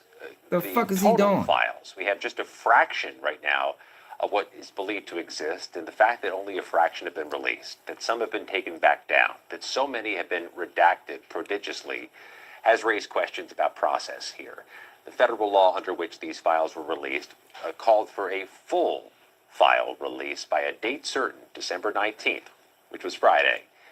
Only some have been so far, and it's not been the fulsome release that supporters were hoping for. So over the past 72 hours, it's been a defensive posture from the Trump administration, explaining itself, justifying this partial release, saying it's holding things back to prevent impacting witnesses or victims or information that needs to stay confidential. But this has been unsatisfying for the congressional leaders who pushed the bill and so many of the survivors. We spoke with Annie Farmer, one of the most outspoken Epstein survivors, about her thoughts on this partial release.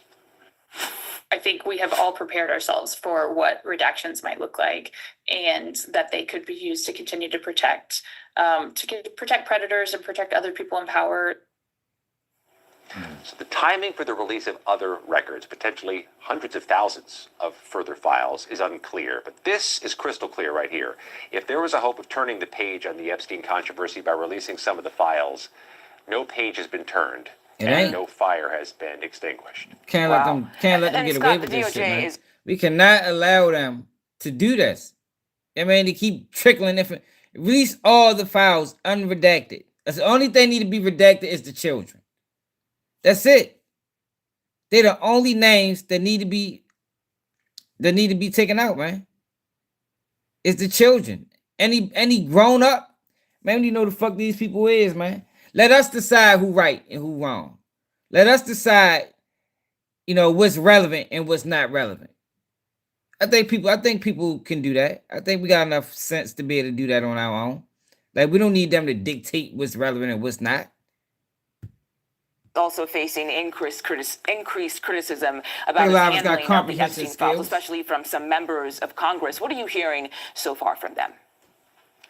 Yeah, and it's a bipartisan dynamic, just like it was a bipartisan bill that forced the Epstein files to be released. You're hearing from Republicans and Democrats who say they wanted more out there. Thomas Massey of Kentucky said as much on Face the Nation. Republican member from Kentucky, Ro Khanna of California, said it on Face the Nation. Democrat from California, they want more. They'll consider some type of contempt finding against the U.S. Attorney General. And the word impeachment's been thrown around, articles of impeachment against some federal officials. That really is just political rhetoric, but it's telling that that's the political rhetoric. 3 days after the first release of Epstein files, this remains a brush fire that the administration has not and maybe cannot contain. Yeah, it certainly seems like none of this is over yet. Scott McFarlane, thank you so much for your time. More than 10,000 new files from the Jeffrey Epstein case have been released by the Justice Department. It includes additional photos, emails, and hundreds of video files. Yesterday, President Trump made his first public remarks since the DOJ started releasing new files last week. Despite the bipartisan calls for their complete release, he claims it's a Democratic attempt to deflect from Republican success. Today we're building the biggest ships in the world, most powerful ships in the world, and they're asking me questions about Jeffrey Epstein. That doesn't want to talk about this, but it's almost like the slow drip from the DOJ with these redactions. Yeah, the parents were selling their kids, man. That's how he got so many kids. He wasn't. All these kids wasn't being scouted. Some of these kids are being given to him, man, for profit, for money. Going to draw out how much we do talk about it. Break down what's in this latest release. I think you crystallized it perfectly there, Lindsay. This is becoming as much a story and an issue of process as it is about the records. This piecemeal patchwork way of releasing the records is infusing the criticism of the administration. Dang, the whole page how its black. handling matters, that it's not Hey, yo, giving all fuck the no. records. Yo, fuck no. Yo, these not documents, Sergeant.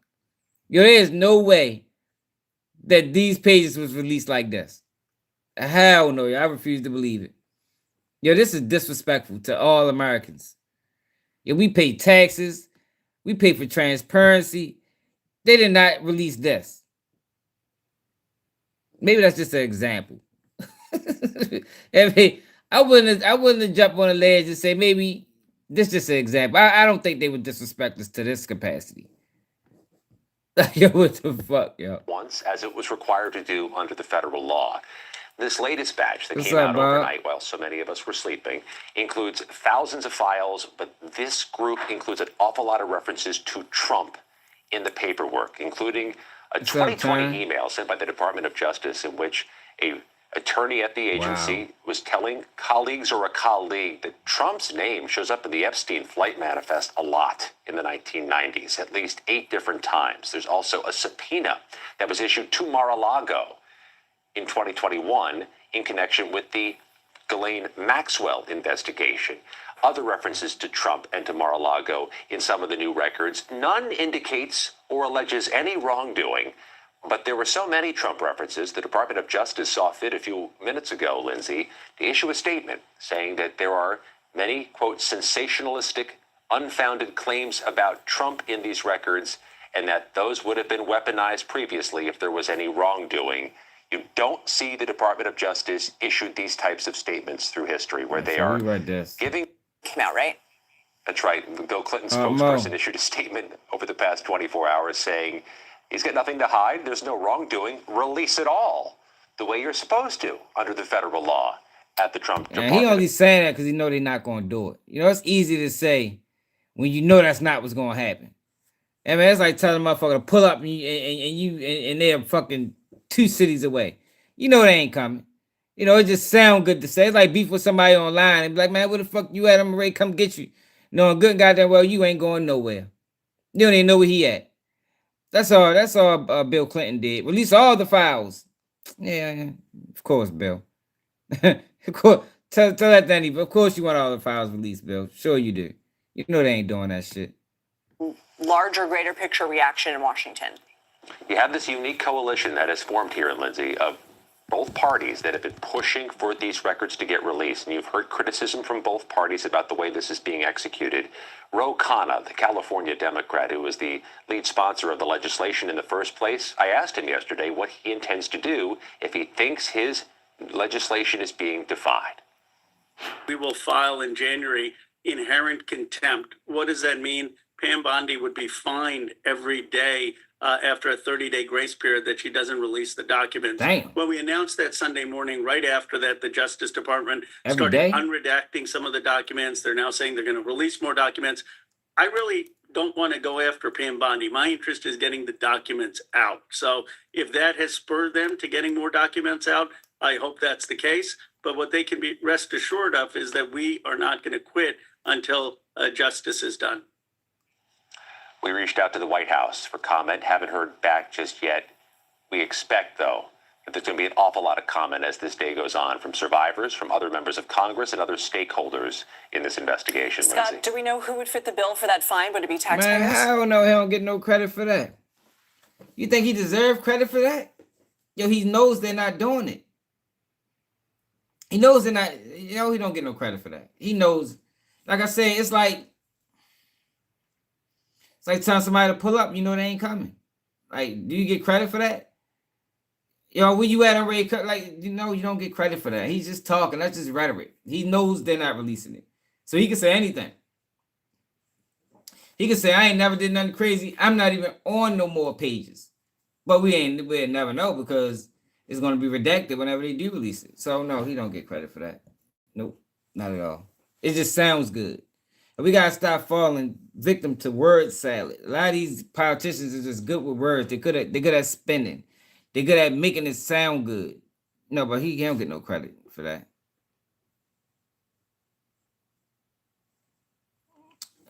You see, they're going to be redacted. They're going to be redacted.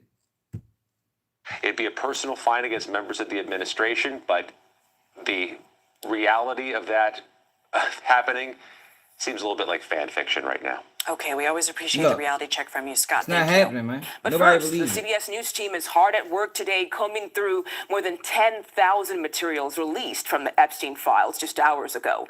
The latest materials offer new details into convicted sex offender Jeffrey Epstein's associates, including President Trump. Let's get right to CBS News Justice correspondent Scott McFarlane. Scott, what are we learning from these files? Yeah, there are several thousand in this latest release, on top of the tens of thousands that were released Saturday, on top of the thousands that were released Friday. So these are starting to add up. What distinguishes this latest batch, Mugo, is that Trump's name comes up an awful lot in what's there and has newly been released, including references from the Epstein flight log indicating that Trump took those flights or was aboard those flights at least 8 times. What's more, there are items in the files, records from the Department of Justice, which indicate there was a subpoena issued to Mar-a-Lago, Trump's Florida resort, as a component of the investigation into Epstein's cohort, Ghislaine Maxwell. There are the references to those flights, and you see the years there, between 1993 and 1996. There's also an FBI tip that was pursued, the merits of which are unknown, that somebody, a woman of some sort, some age, was invited to Mar-a-Lago for an event that was characterized by somebody as an event with prostitutes. I don't know, man. This system, they don't care about victims, man. Fuck me, you shouldn't have no faith. I don't know. They want this to just blow over. Now, if we keep pressing, we might get more information, but they're not. It's gonna be redacted. They're not releasing these names, man. They're not releasing these names. It's going to make you look at people differently. It's going to make you view this country differently. And at that rate, it would be considered a national security threat or a national security risk.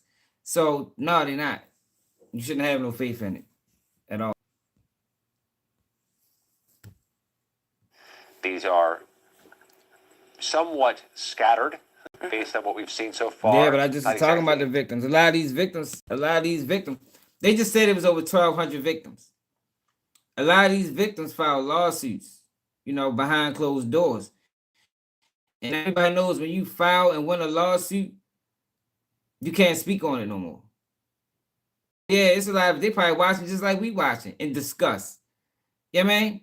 But they're not going to speak out because they probably under gag order. More than likely, if you settle this type of lawsuit, more than likely you're not going to be able to speak on it again. Not when you naming names. Now you might could talk about, vaguely about what the lawsuit was centered around, but you can't name no names. You can't say this person did anything to me. Hell no. You ain't gonna be able to do that. Chronological or well ordered. But I'll say this, there's no indication in any of these records of any wrongdoing or any criminal activity by anybody named outside of Epstein and Maxwell. And the Department of Justice, which has been the steward of these records and has been doing these releases, issued a statement this morning that said that the references to Trump in the records released overnight are sensationalized and unfounded accusations that did not warrant anything more, and that if they were, in fact, meritorious claims, the Department of Justice said they would have been, quote, weaponized in previous years. So you see a unique thing in America, the Department of Justice defending the president against allegations that is typically a distance from the independence the Department of Justice has from the president.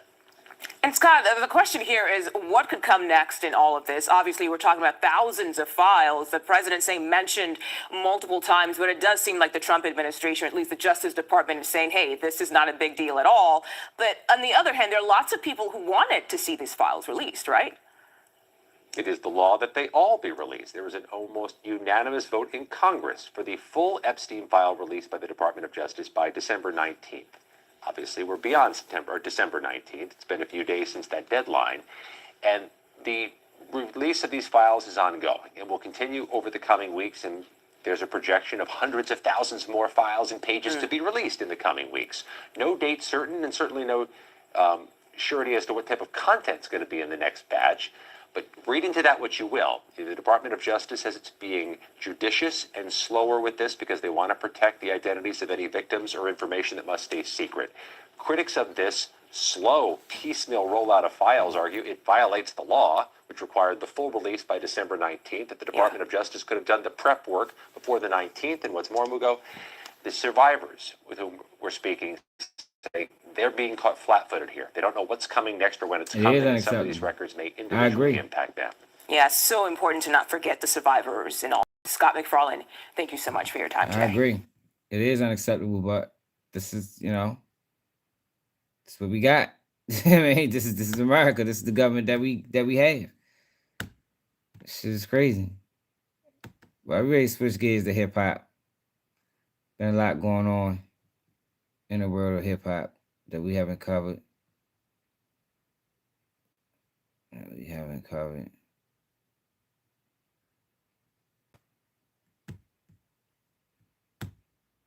This boy snitching on all his co-defendants. Glock 9 allegedly responds from prison after being accused of snitching on 4 murders for a reduced sentence, saying others are snitching on him too. Yo, he's crazy. Let's stay out the streets, man. Cause it's no excuse, bro. So since they telling, you telling. Okay. Okay. Did y'all see what happened with Luigi him? They threw out his statements that he made. Said it violated Pennsylvania two-party consent law. So I don't know if this case might have got a little bit harder to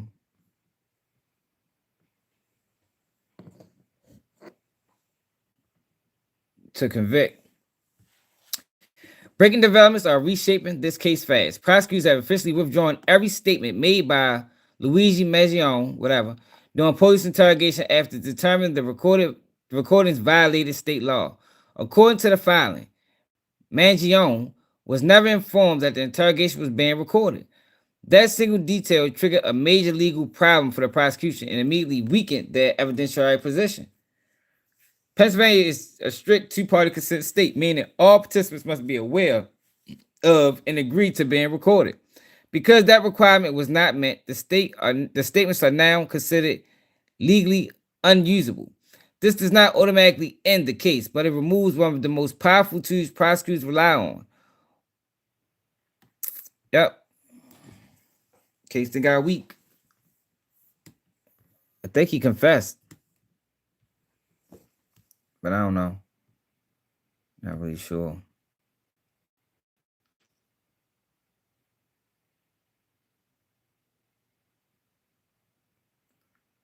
Did y'all see 21 Savage, man, how that in real loud? What's up, baby boy? Man, I'm confused. Fuck the street. I ain't supposed to say it like that. Oh. You shouldn't. I supposed to say save the streets. Yes. We gotta save the streets. We gotta get all the bullshit, all the crazy killer shit out of it, and put the love and the hustle back in the shit. Yeah, but bullshit come to the street. That is what that come to the street. But you just saying we ain't pushing that. Yeah, we ain't pushing it. We trying to stop it. We can't save everybody, but you know. Yeah, but I ain't save everybody. I ain't moving no goalposts and saying all rats, y'all. We forget y'all and we fuck with y'all and. Nah. We ain't saying that. What's up, baby boy? Man, I'm confused. What? Fuck the street. I ain't supposed to say it like that. You shouldn't. I supposed to say save the streets. Yes. We gotta save the streets. Yeah. We gotta get all the bullshit, all the crazy killer shit out of it, and put the love and the hustle back in the shit. Yeah, but bullshit come to the street. That is what that come to the street. But you just saying we ain't pushing that. We holding niggas accountable and then we letting them go on with their life. Like, what you mean? I ain't say that. I said that. That's what it looking like. For real? Yeah. What big at? We gotta get big. I don't know what y'all niggas are. Save the street, man. Yeah, we gotta save the streets, bro. For real, nigga been through too much. For real shit. That shit got a nigga head fucked up. Nigga seen too much shit. Facts. You gonna be right about that? I just feel leave like that shit alone.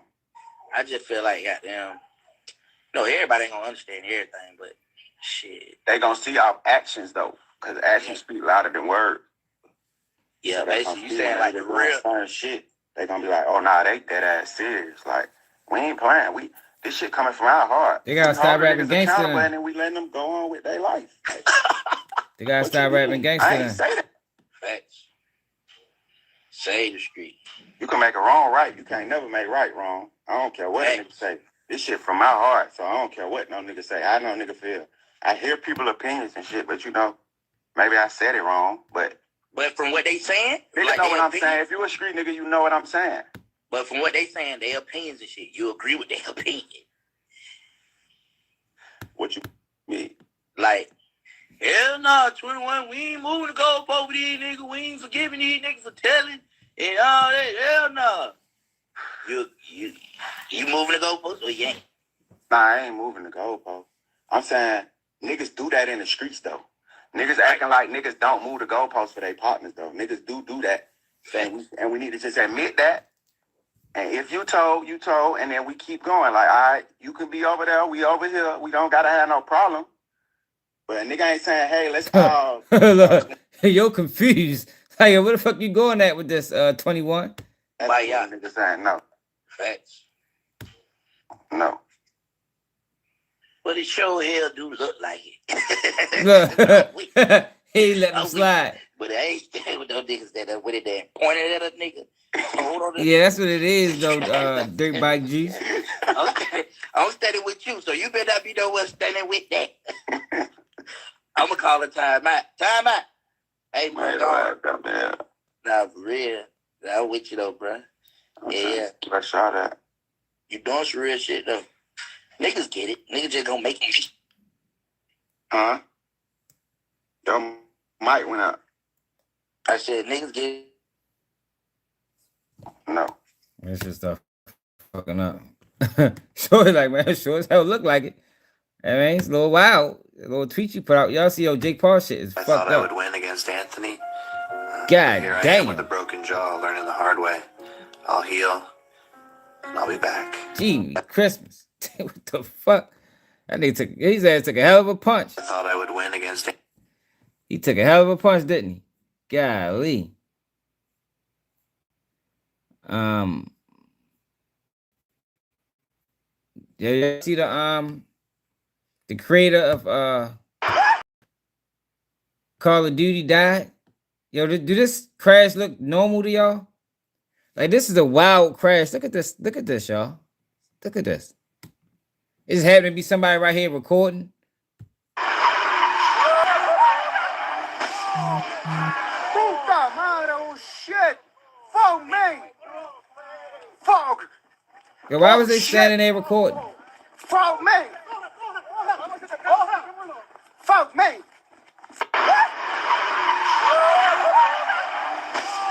God damn. Yo, did y'all see that? I'm gonna play it one more time. This looked like a normal accident. Looked like he had full control.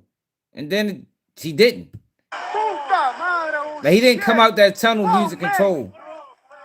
Fuck! Oh shit! Fuck me! Fuck me! What? Gee, man. God damn, yo. You gotta slow down, man.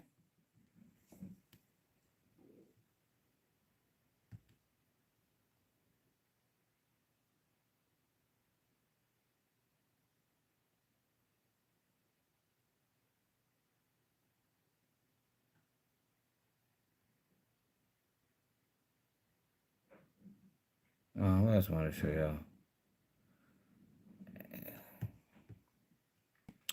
So they saying that it was Jake Paul face again. Out tonight, man. I gave everything I had in there. I tried to keep swinging even when I couldn't feel my face. My jaw's shot. Doctor says it's broken. They're wrapping my head up, stitched me here. I don't know. I did my best. I'm out tonight, man. I gave everything I had. Yeah, he ain't gonna do that again. It's gonna be the last time he ever jumped in the ring with a real boxer. I'd tell you that much.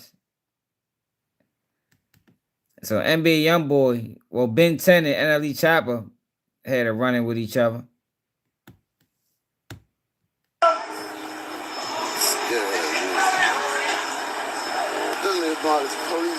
Where you at, nigga?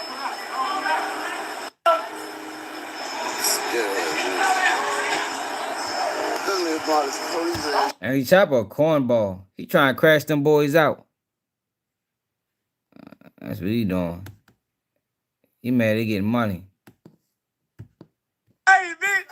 Hey, the nigga with the old Western cowboy hat, he was with me.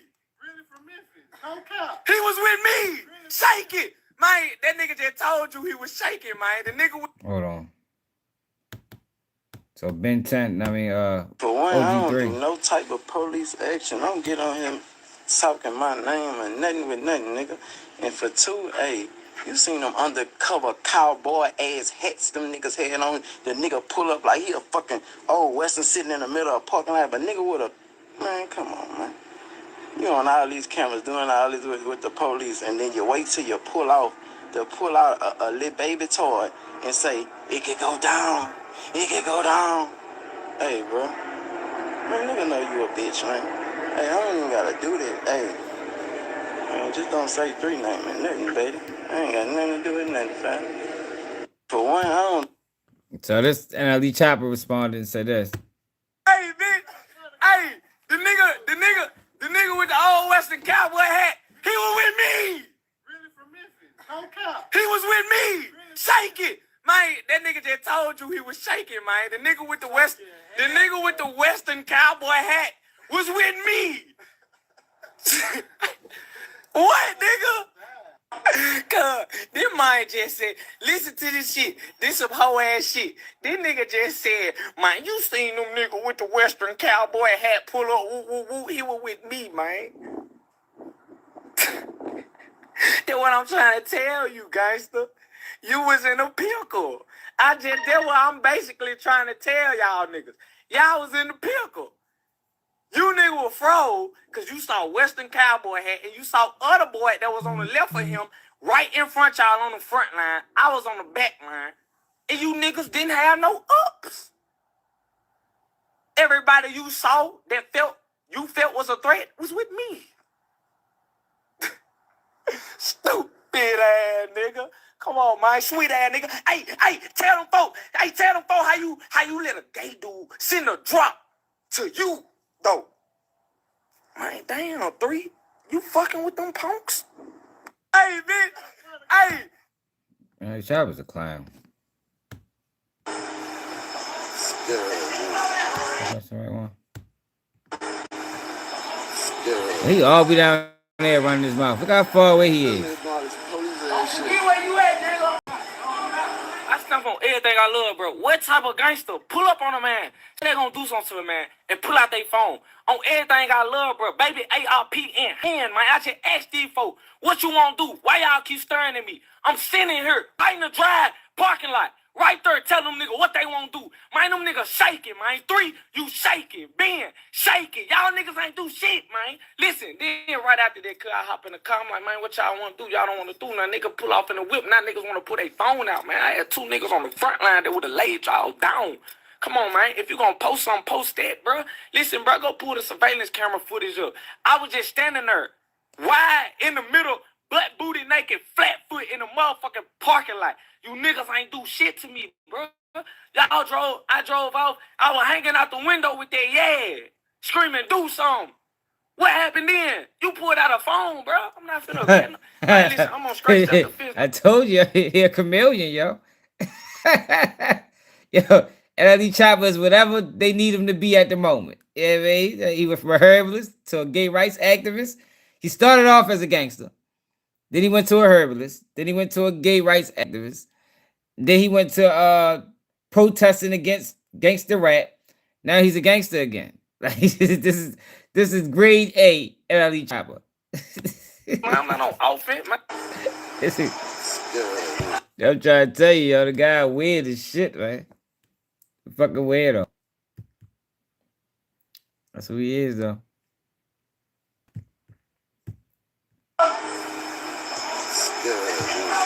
Hey, the only nigga who's shaking like a stripper is you, nigga. Under covers. Tell them show they. Tell them 2 guys, the little two guys that you pay. You hear me? Hey, tell them show they badge. Get on there and show them and tell them who you had on your front line. 2 officers. You went got a gun from my officer. Oh, out shit. Another truck. You won. Hey, if we wanted to, you was gone. Dude, come on, be boo, fam. Be boo, you don't even know who you dealing with. Hey, like I said again, don't say 3 names in hey, bro. Don't do that to it. Hey. These guys is crazy, yo. So he's still posting. At the end of the day, motherfuckers trying to pull me a move to say they press me. To say they pressure boy and it backfired. And I see and peep the plot. I see what was going on. I got in the car and drove away after I realized niggas wasn't knowing nothing. Motherfuckers pulled up on me and didn't follow through with their plans. I can't respect it. Stood on 10 like the commandments. I overly stamped that.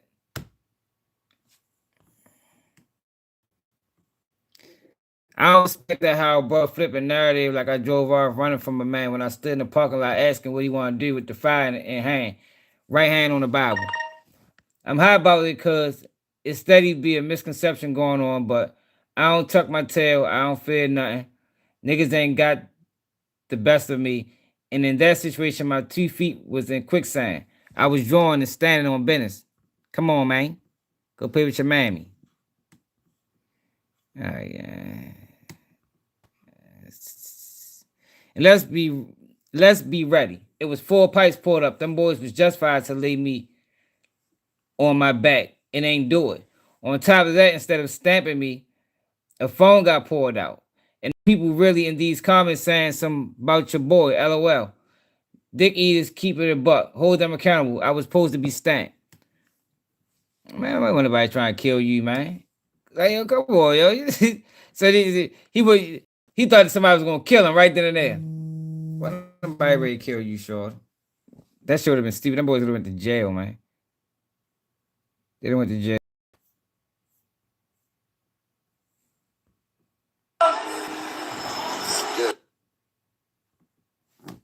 They went to jail. They did any bodily harm to him. That's why she did it. That's why she did it.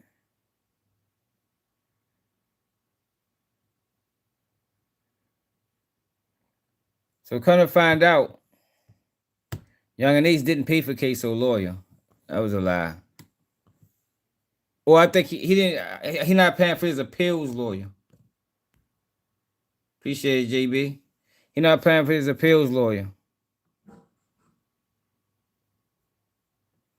Me and my brother knew what my dad was going to do before he did it.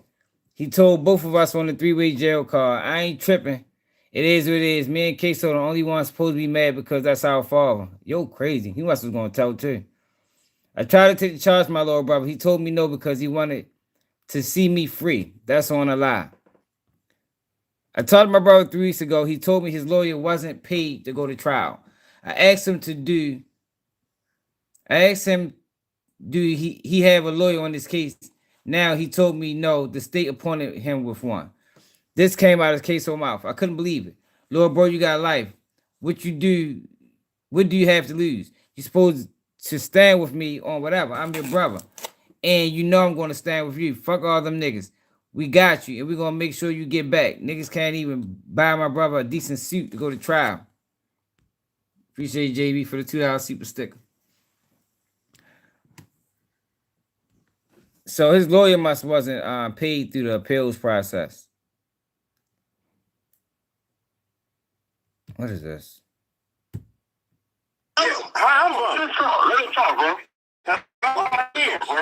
Hey, what's happening?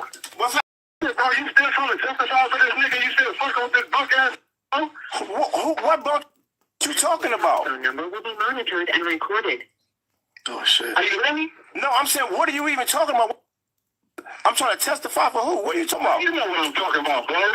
And you already know. Before you know, niggas really don't even want to air out of grievances with you over this thing, fool. Apparently, they're talking about. That is crazy, yo. Adam 22 brought that man on his platform to get pressed by another Hoover. Yo, these at this point, yo, I don't even care what happens on Adam. Like, I don't care, yo, if Adam come up there and interview a dude and he getting slaughtered after the interview. It don't even, because at this point, you niggas is just stupid. On some street stuff, right? He just heard it say 2 minutes or 2 seconds is left on the phone. Like, so we really gonna politic about street topics, about street politics. You feel what I'm saying? We about to talk about some street-ish. Not only are we talking about it on a recorded phone call from jail or prison, but we also gonna put this out in the airways. These gotta be some of the dumbest criminals in the history of being criminals. I'm saying, you said I'm bunk. How am I bunk? What did I do this bunk? Because you've been harvesting this nigga, bro. Who I been harvesting? Come on, you know who you been harvesting, bro. Undercover agent. Okay, so I'm saying, so little shit that just dropped, bro. What happened? 60 seconds remaining. What little shit that just dropped, bro? Who be? What do you listen, bro? Call me on the phone, bro, and talk to me, because you obviously don't want to know what I'm talking about, or I don't know what you're talking about. You act like I know. If you know what I'm talking about, say it. The dude that got him in interrogation tape that you claiming is AI. Whack 100 is always involved. Gee, me Christmas. They said, I never said nothing was AI, bro. Don't lie on me. Never once did I say anything was AI. They mad at Groove. They dropped it. Whatever they had sitting back there, Groove came out and said whatever he said. Ain't nobody did shit to him. I'm harvesting. That walk around on his own, bro. You been fighting with him. You been hanging with him. You been letting him know homies allow him to come around, and you been talking to loud him to come around. If that would have been me, bro. Wait, no, wait. We're not gonna talk about who was what and was what. They ain't had nothing on Groove, but I'm Yo, these guys are stupid. They just keep letting Adam do it. Adam gonna get one of them boys killed, and I ain't gonna say nothing. I ain't even gonna care. Now, Diddy demands immediate release, claimed judge punished him for charges the jury rejected, which is true. Remember when we was covering the case, we was saying that, like, how the fuck are they taking into account charges that he beat? Like, that's crazy. That's how he got so much time.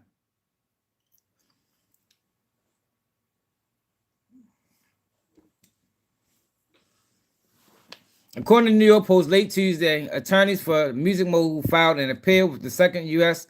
Circuit Court of Appeals in Manhattan, asking judge to overturn his prostitution-related conviction, order his immediate release, or send the case back for a lighter sentence. The filing argues that the punishment handed down went far beyond what the jury's verdict supported. It did, though.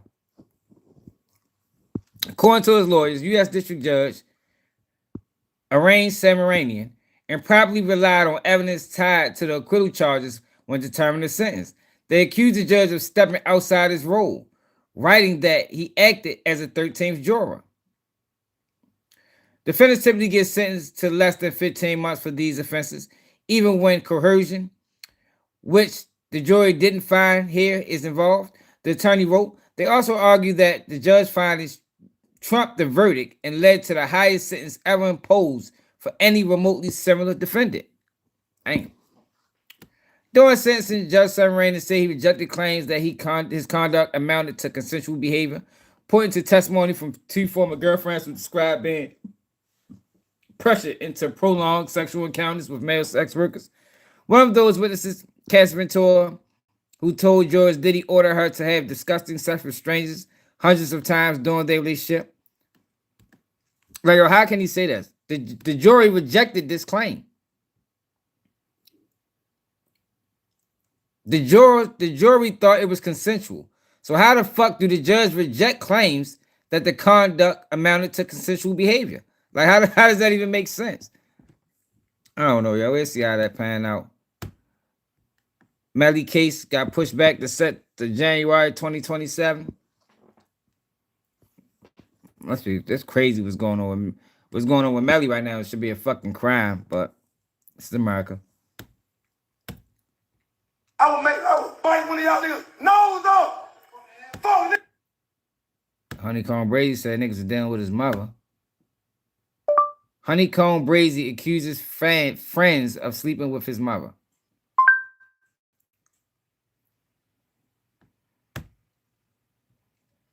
That's fucked page.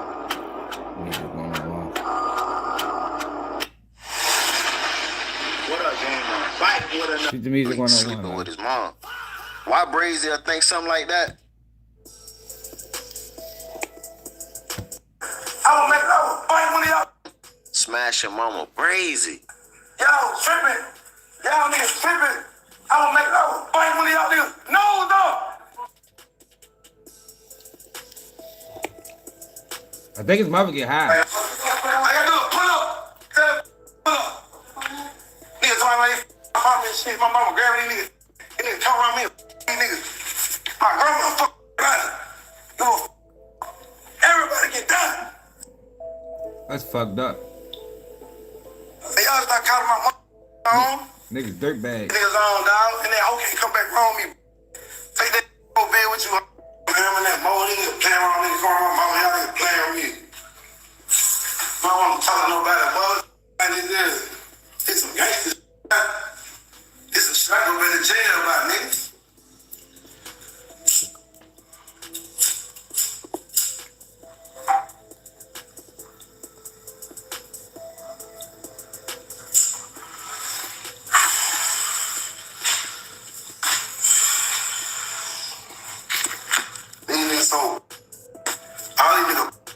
I don't know if it's true or not, but we see it all the time in the hood. Especially if she... Nah, you ain't seen shit in the hood. Fuck out of here. They trying to him and... Nigga been out there, bitch. I'm waiting on the nigga bird, man, to hit a nigga. Loyal or other people. That bald head ass nigga, like he sleep all the goddamn time. He super tired ass nigga. Get up. Get a nigga up, god damn, huh? Nigga been out there bitch thugging. Y'all niggas playing this shit. You got a nigga can't nigga this shit. I'm trying to see what's going on. They ain't trying to go wrong crowd, nigga. Then so they ain't going to rock crowd. Cause they trying to with me. Trying to wait on your ass with the phone, nigga. I'm trying to stay silent. You got a nigga out there, you don't know what time it is. Yo, what you want? Let me know what you want. Just be like, look, I don't do your thing. I ain't whatever, you ain't on that damn go do my thing. Nigga, I ain't stand no nigga like that. Y'all niggas tripping, nigga. I go praise out there for real. Waiting on y'all, nigga. What you gonna do? The fuck going on, nigga?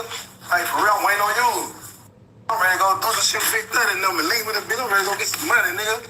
Just wait on your ass to see how you move, cause I gotta move how you move. Cause it's a feminist shit, so I can't go against it. Like, what you want, though? I ain't playing with no nigga. Y'all niggas doing the whole thing. Y'all tripping out this bitch. Everybody tripping. Niggas out this bitch doing truck drives. 100,000 bikes getting passed out, nigga, they whole van. I'm telling y'all ready to lose my motherfucker. I'm going to stay a gangster, though. I'm going to stay a gangster, dog. I ain't gonna fold. I ain't letting this. I'm just finna get by my myself and just, man, everything, real talk. I'm by my motherfucker and this shit. Niggas out there rap. Niggas there rapping. I wanna let a nigga in the door. Whole ass nigga. Police ass niggas saving rats and shit, trying to, y'all niggas not me. You niggas not cut like braids on my grandma. You niggas ain't cut like me, nigga. None of you niggas not cut like no nigga. You nigga real, like real talk. Nigga, I swear to God, I've been out see when you, what? Y'all don't have to let me in this shit for real, nigga. Oh, yeah, nigga.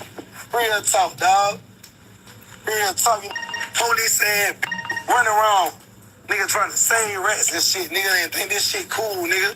Nah, that shit, everything, whole world ready to die. Niggas just want to go to heaven, dog. Like, real talk, man. Nigga ready to just jump in the water and just step out this bitch, dog. Like, this, everything, dog. I think his mother getting high, y'all. Honeycomb Brazy, suffering from depression. He frustrated with his music career and fighting. How the fuck you know all that? Did he say that? And say you chose the op over your brother? Well, I ain't even say, nigga, my little sister hit me up tripping. Oh, you put my name in the song. Oh, I said my sister had a baby by the op, I should have pistol whooped.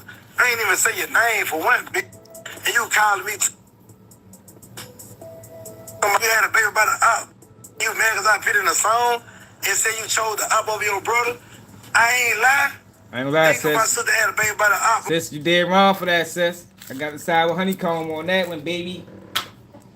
Got the side with honeycomb on that one. Out of line, sis. Fuck type shit you on. On that she did that. A nigga there remember the nigga at my grandma no kill. And I was telling her like, man, so these niggas want me dead. What you doing? She like, man, I ain't got nothing to do with that. I ain't got nothing to do with that. I'm like, wow. What ain't got nothing to do with that? I'm like, man, you know what your brother dead, man, you tripping. I ain't nothing to do with that. So now when I try to get at it with this bitch, call me one day with it. Oh, you woo. I didn't why that shit happened to your folks, nigga. That shit supposed to happen. I said, damn, my sister just blow me with that one. So now, 2 years later, when the nigga break up, they get into it, you know, that they don't go together no more. She got a new. Now she want to come back and cool with her big brother. Oh, I f***ed up, big brother. That my fault, big brother. I swear to God, I was wrong. I ain't know what I was doing. You know, she's still young. So I'm like, that was still a baby. I'm going to unforgive it. I did my little sister. Even everything, forget it. Start back shooting the wrecks and everything. Let's sleep on some bad, everything, paying the rent and everything. I'm paying the rent from the cell, from the jail cell. It's my thousands of dollars. I'm like, them my little baby. So now when I get out of jail, make my little song. Now they go in my neck. Because I said my sister had a baby by the out. I should have pistol whooped. I'm dead ass serious though. I ain't lying. So now you woofing at me, she like, bitch. So now I come back to my sister like, you know what? With me, what the f*** is me with you for? I saw my cousin young kid with this lame man nigga. So you know what? So you had a baby by him. I'm tripping. You can't never come back. So you had a baby with an out, bitch. You want to act like you did right and ain't no wrong for pinning the song? I agree. Nigga, do you know the mother ops? Nigga killed my grandma and granddaddy. Do you know them niggas stayed right in the hood with my other grandma and granddaddy? Do you know my other grandma and granddaddy is from the ops hood? And my uncle from the ops, and my daddy was locked over the op, ain't do nothing then. My dad ain't did shit. That nigga ain't put no work in on my grandma. That nigga had nothing to do with nothing. I don't really like that, you heard me? Then another thing, nigga, My grandma and granddad from Plateau, they stay right in the out hood. Do you know the out ride by my grandma and them and don't do none of them in Plateau? Do you know they walk around them every day? Do you know my grandma on my dad's side smoke crack?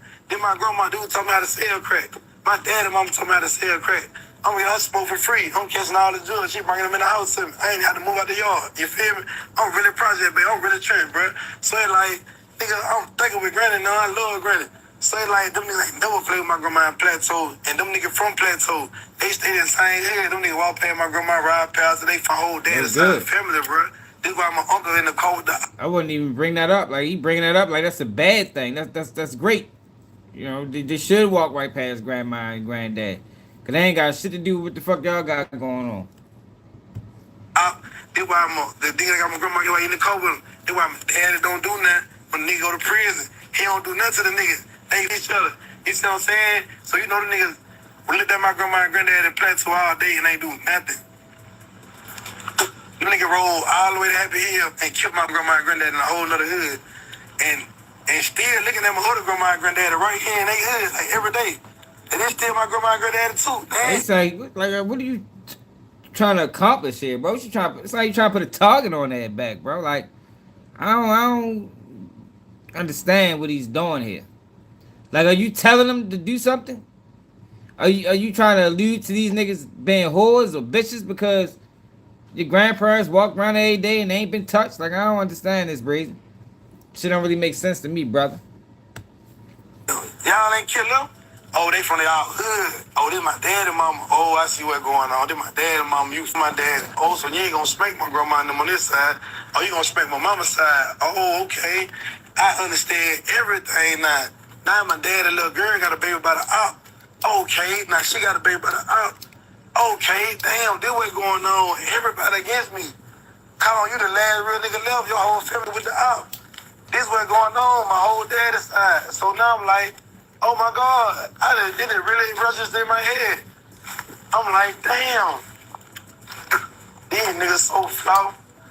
Man, them I ain't Tony mad at me. I ain't Tony mad at me because I'm being a real nigga. She mad at me for being a real nigga. That's crazy. That's crazy. She mad at me for being a real nigga. Django get it out of jail. And he don't send AJ $1. So I'm telling Django, you been out over a year. This man took a murder case for you and freed you. So if a nigga take a murder case for you and be like, hey, bro, I'm finna let you out there, bro, I'm gonna take 5 years. Go home, bro, I got you. All right, he do that. He take the 5 years, he let your ass go home for free. You tripping. I don't wanna hear you ain't got nothing, but before you get a haircut, send him something. Before you buy a pair of drawers, send him something. Nigga freeze on a murder, y'all tripping out there. Man, I'm standing on bed, I'm telling my aunt, I ain't know that. I ain't know that because get what? No, it don't go like that, ain't Tony. He supposed to make sure that nigga gotta get out of Alabama. Going on. Hey, I don't know what's over here. You tell me he got nothing going on. Nigga took a murder, feds ass. He been out over here and ain't seen a nigga nothing. I bought a nigga a pair of shoes. Man, y'all tripping. Man, get the out here. Y'all tripping. Y'all want me to be fake with y'all, man. Man, I'm not finna be fake with y'all. I don't go with my little cousin. AJ, my little partner. I'm not being fake for nobody. Y'all tripping. They don't go like that. It do not go like that. I don't give about nothing. We got the same with my granddaddy. Y'all, you my mama's sister. I don't care. I'm a real nigga, and I can't live fake. That nigga need to do right. And then I don't want to fuck no nigga like that. I don't want no nigga wrong me like that. I'm going to love my little cousin to death. But until you get right, you on this shit, bro, you got to get right. And then when you want to come back around, on the neck, go do your own thing. We ain't got to never talk again in life, man. Like, nigga, I know the gang got positions in it. See, what niggas don't know is, bro, the gang got real positions. But niggas be telling niggas like, oh, you got to play your position. But then a nigga try to go out there and play a whole nother position. And now you get up. So I understand positions in the world. Like, I know my position. And I try to my best to play my position, bro. I even to go try to help a nigga play their position, too. But I know I ain't got no better doing, nigga. That's how we get scolded on. We try to double team and do that. Now nigga wide open. Now nigga going to the hole. Now we got dunked on. We like, damn. I do agree with that. You know, you definitely gotta know how to play a position, man. And that is how you use this terms, niggas get dunked on. Everybody wanna be the leader. Nobody wants to follow. Everybody can't play the same role. That's in anything. Whenever you got any type of team, and they gotta be on those street shit, they could just be on business. You'll be in a relationship. And we all can't do the same thing. You focus on this element of it, I focus on this element of it, and we're gonna make it work. So I do agree with that. And that is how people get scored on, using his term, by people not knowing their role or not willing to accept their role. Like, we don't need nobody stepping on each other's toes. On point, everybody got to play their position, bro. So it was never these nigga position to do certain shit, bro. You know what I'm saying? Like, if you know this nigga got spending for you, he's sliding and shit. Alright, when the other nigga go to jail, you can't expect him to send him no money for real, cause he wasn't never no getting money nigga. He got a position, he's just gonna spend and make sure everything's straight for y'all. Y'all with the game money nigga, everybody got a position to play. You see what I'm saying? So this how the gang gonna understand position. But you got niggas that want to play their position. Niggas want to be bigger than their position. You a center. You can't bring the ball up court. You can't play point guard. You a center when he's in the paint. You got to bang it out with these boys for it. So nigga don't understand that shit. Nigga try to be running point guard when you a small forward, bro. You can't even put the ball between your legs or get it. Like, I don't understand niggas. So I never put niggas in certain position, bro. I always line niggas up the right way. Then I help niggas play their position at the same time, dog. But when you want to take a position, like, it's my position to make sure niggas scrape my little niggas in jail, true enough. But when you take a position from a nigga, you gotta wear that bitch. So when that nigga said, hey, bitch, I'm finna free you for the year, I'm gonna take this M, I'm gonna lay down for you, you free, you make sure I'm straight in here, y'all came with agreement, and then what it is, you took that position from me, bro. But get what, I still have you play the position, I still, look, guys, you don't talk about shit, but come on, bro. I've been out 6 months a day, I just got out December 15th, bro. I was in the halfway October 15th to December 15th. I just got out, bro. I had not been at home. Y'all, like, I just been at home just balling, doing shows and running around. Y'all leave me the alone. They go for everybody alone because y'all make niggas crash out. Then they play on me. I maybe crash out on my partners around me because you might be lying. Just, man, bitch, I don't play like that. So I gotta get That nigga upset. these little women, dog. Get these land hoes around me, bro. Bitch. Hey, do me a favor. Look down right. That nigga's upset about that. See the music 101, man. Alright, so let's get the Durk paperwork.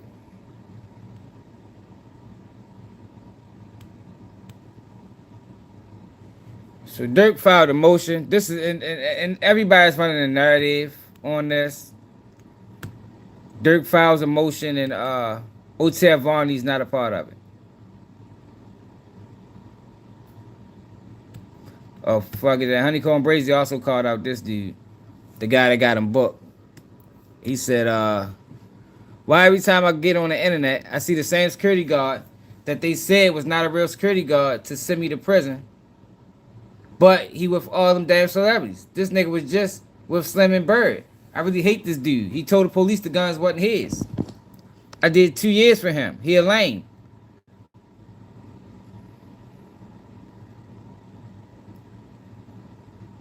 Yeah, that is crazy. Motherfucker still hiring him. What he got? Dobie as his icon.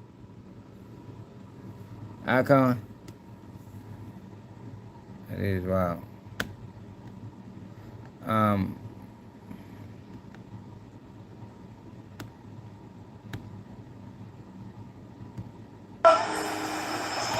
For one, I don't do. Damn, I missed the part. Bro, I'm not promoting no violence, bro. I swear to God, cuz I'm not on nothing, bro. But I cannot just believe, man, I don't want no misconception, bro. I don't smoke with nobody. I don't beef with nobody. Feel me? Bro, I'm not promoting no violence, bro. I swear to God. He turned back to himself again. Alright, y'all, but Durk filed a motion. And like I said, everybody running the narrative that Vonnie's not Vonnie, whatever the fuck his name is not a part of this motion. And they're using that to say, look, Vonnie telling he ain't on the motion. That's what I'm talking about right here if you ain't seen it. Lil Durk and OTF members filed a new push to get the murder case thrown out except for OTF Vonnie. I don't know why he not signing on to the motions, man. Hold up, I wonder what he got going on. I just want to prove people wrong, you see what I'm saying? I want to make people eat their words, like anybody. I'm on here to say, fool, why a grown man keep having my name in his mouth like, Finesse, bro, you know, I did not call you or nothing. Try to reach out to you or nothing. I ain't even talk to you ever since that video been made. And all that talking about my daddy, bro. I got my people in my life. What is you talking about? You talking about, man, you hate to see me like that. I'm good. I live good, little bro. I got the same thing I used to have around you, little bro. Don't call him little bro. What the fuck? This little ass needs his ass whipped. Kind of grown ass man, little bro. Alright, but Durk paperwork.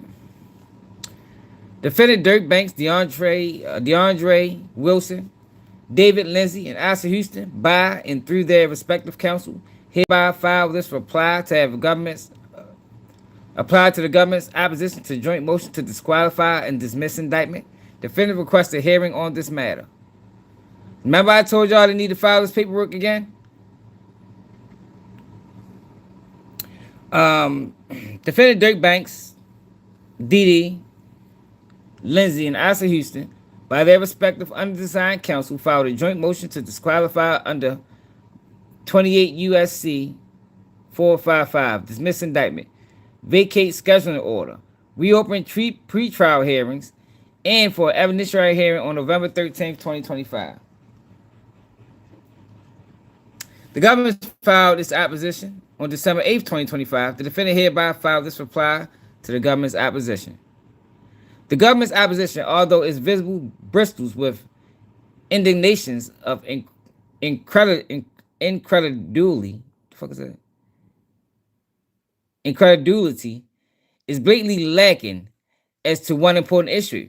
The question they refuse to answer, barely even acknowledge, leaves a dark gaping hole in their response that should deeply concern the court. The question is, why not just tell the defense? Why did they withhold this information for 7 months? Why did they secret away the fact that the assigned magistrate judge has been subjected to multiple threatening messages, even when they knew that the same judge would be presiding over subsequent hearings? Why not give the defense a heads up when the assigned lead prosecutor to the case also received the threatening phone call just days before they presented it to the grand jury on the second superseding indictment? The lack of a direct response to any of these questions is glaring. The government referenced this issue without providing justification only from a defense posture. Defense cites no rule, statute, or case showing a clear basis in fact and law that the prosecutors in this case committed any misconduct by deciding to disclose the threats on October 1st, 2025. The government disclosed threats when they became relevant to this case. When the government relies, so they talking about the threats that the government tried to use to try to impede an anonymous jury. And he used this at his bail hearing. So what Dirk lawyer and them is saying is like, how did y'all have this information of these so-called threats on the judge and y'all didn't release it to us? You know, at the very least, you should have told us. At the very least. Now, the government, and I think the judge said that he wasn't going to throw the case out because of this, because it's the same. It would be the same thing as if one of the defendants threatened the judge. You know, you can't just throw the case out because of that. You know, the case still has to be tried. So I think that was the judge's response to this motion, because it got denied. I guess this is the appeal. When the government became aware of credible death threats directed at presiding judge or lead prosecutors in pending criminal cases, it has an affirmative duty as an officer of the court to disclose that information to the defense before pretrial hearings, especially substantive ones dealing with the accused liberty, even where the magistrate judge personally received the threats. Undisclosed threats against a judicial officer creates an objective appearance of impartiality, concerns that defendants are entitled to raise and litigate contemporaneously, because due process protects not only against actual bias but against prejudice, procedures that undermine public confidence and judicial neutrality. By withholding notice of threats while litigating detention, other pretrial matters, the government deprived the defendant of opportunity to seek recusal or other protective relief at the moment judicial discretion was exercised. A structural due process violation cannot be cured after the fact. And then he cite case law. To make matters worse, this suppression of relevant information and non-disclosure was not limited to a single prosecutor like Williams, but instead institutional in scope. This conduct strikes at the heart of fairness of these proceedings and warrants dismissal. The government attempts to recast the defense position as one that asserts the government was required to provide the defense with immediate updates about investigations into threats and improper attempts to influence individuals connected to this case. The defense has never made such a cavalier suggestion that there were an immediate duty. Instead, at the very least, the government had a duty to disclose this information to the defense prior to the bail hearing concerning defendant's liberty and pretrial motion hearings. Instead, rather than disclose as required, the government suppressed this information from the defense for several months, allowing bail hearings and other substantial motions to go forward without so much of a word about literal death threats to the tribunal, the courthouse, and lead prosecutors who was responsible for making tactical, strategic, and charging decisions in this case.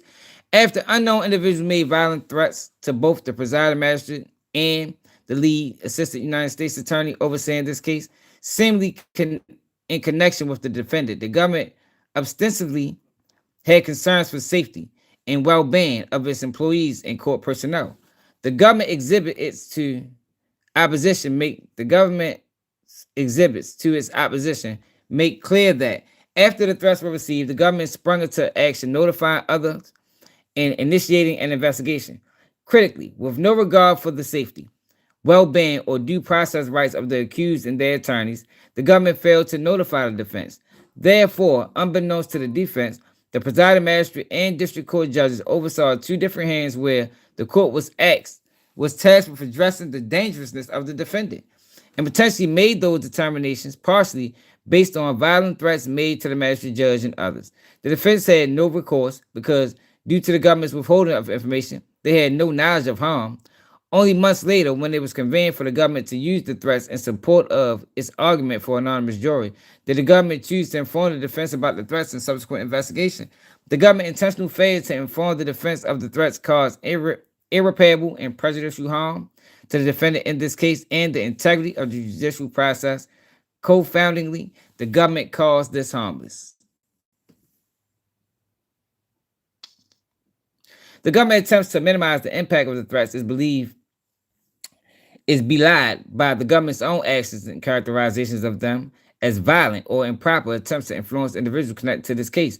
Moreover, the government's repeated attempts to minimize the threats fail when one considers the plain reality of the situation. An anonymous caller seemingly tied to the defendants in this case threatened to shoot up the prosecutors and burn down the courthouse if the defense was sentenced to life. With that in mind, the magistrate judge made material rulings in this case, and the prosecutors agreed that the defendants were dangerous.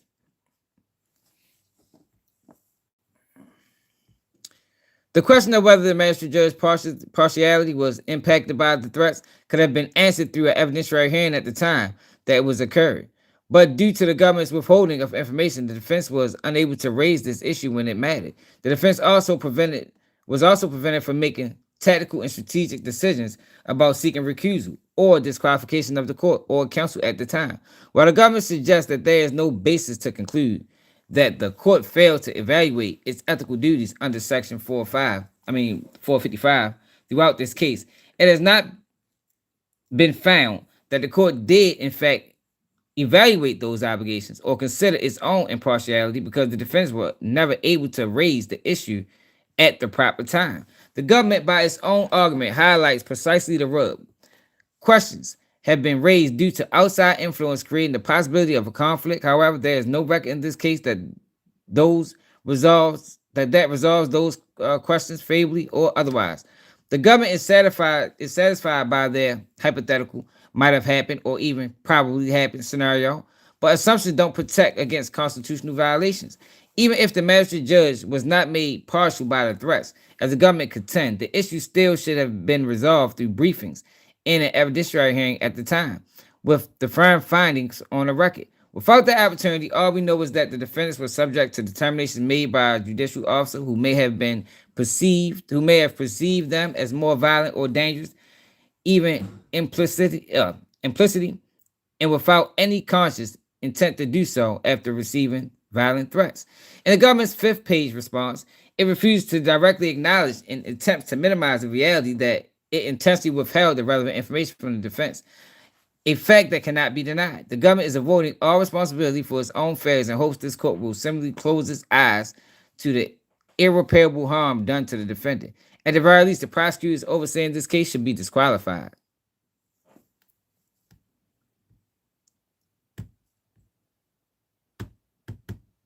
B. Dismissal of the indictment is warranted and appropriate under this court's supervisory powers. The government admits it plainly.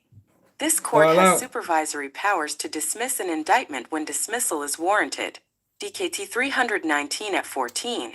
A district court may dismiss an indictment under its inherent supervisory powers. 1. To implement a remedy for the violation of a recognized statutory or constitutional right. 2. To preserve judicial integrity by ensuring that a conviction rests on appropriate considerations validly before a jury. And 3. To deter future illegal conduct. United States v. Bundy, 968 F.3d 1019, 1045, citing United States v. Struckman. The court's exercise of its supervisory powers protect the integrity of the federal courts and prevents making the courts themselves accomplices in willful disobedience of law. A district court can dismiss an indictment even if the conduct does not rise to the level of due process violation. But when the investigatory or prosecutorial process has violated a federal constitution or statutory right and no lesser remedy, action is available.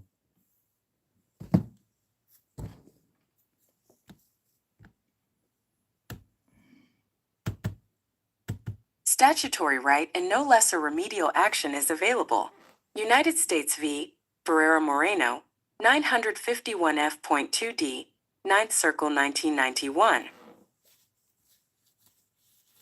The government's failure to inform the defense of the violent threats constitutes flagrant misbehavior, resulting in substantial prejudice to the defendants. United States v. Kearns, 5 F.3d 1251, 9th Circle 1993. United States v. Jacobs, 855 F.2d 655, 9th Circle 1988. No other remedy exists to right the wrong that has been done to the defendants in this case. The indictment should be dismissed. C. An evidentiary hearing is required. The government suggests that there are no facts in dispute, after disputing the facts that the defendants raised in their motion. At the very least, the question of whether or not the magistrate judge was impermissibly biased, when she made her rulings on May 8th and May 14th, 2025, warrants an evidentiary hearing. Additionally, the question of whether the government had ex parte communications with the court, and to what extent those communications were substantive or material to the case, must be explored. 2. Conclusion.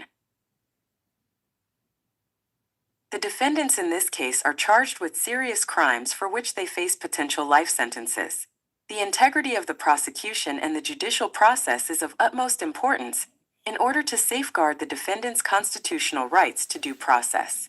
The government has failed in ways that undeniably prejudice the defendants and potentially cause the validity and fairness of these proceedings to be undermined. For the foregoing reasons, this court should, at the very least, hold an evidentiary hearing on the violations alleged in defendants' joint motion, whereafter this court should disqualify the United States Attorney's Office for the Central District of California from prosecuting this case and should dismiss the current indictment against defendants.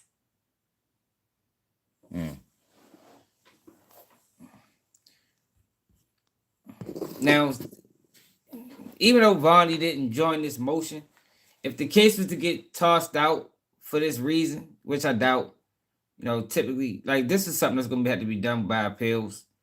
They're not tossing the case out. A lot of this paperwork always tell y'all this really for appeals purposes. It's just, a motion to get put in, to get put on the back burner, just in case they lose in court. You can always go back to this and say, look, we had this fight going on. You can send it up to the circuit court. You can send it to a 3-judge panel, have them rule on it, and they might overturn the conviction. But if that was to happen, I think it would benefit Vonnie as well, even with him not being on this motion. You know, I can't see them dropping the case and then just having Vonnie the only one arrested for it. Like I can't see that happening. But we've been live for hours. Y'all appreciate everybody that tapped in. Y'all make sure you hit that like button. Make sure you share the live. Make sure you hype the video. If you want to support the platform, Cash App Baltimore Swag. Happy New Year. Happy Merry Christmas Eve. I'll see y'all tomorrow, and I'm out.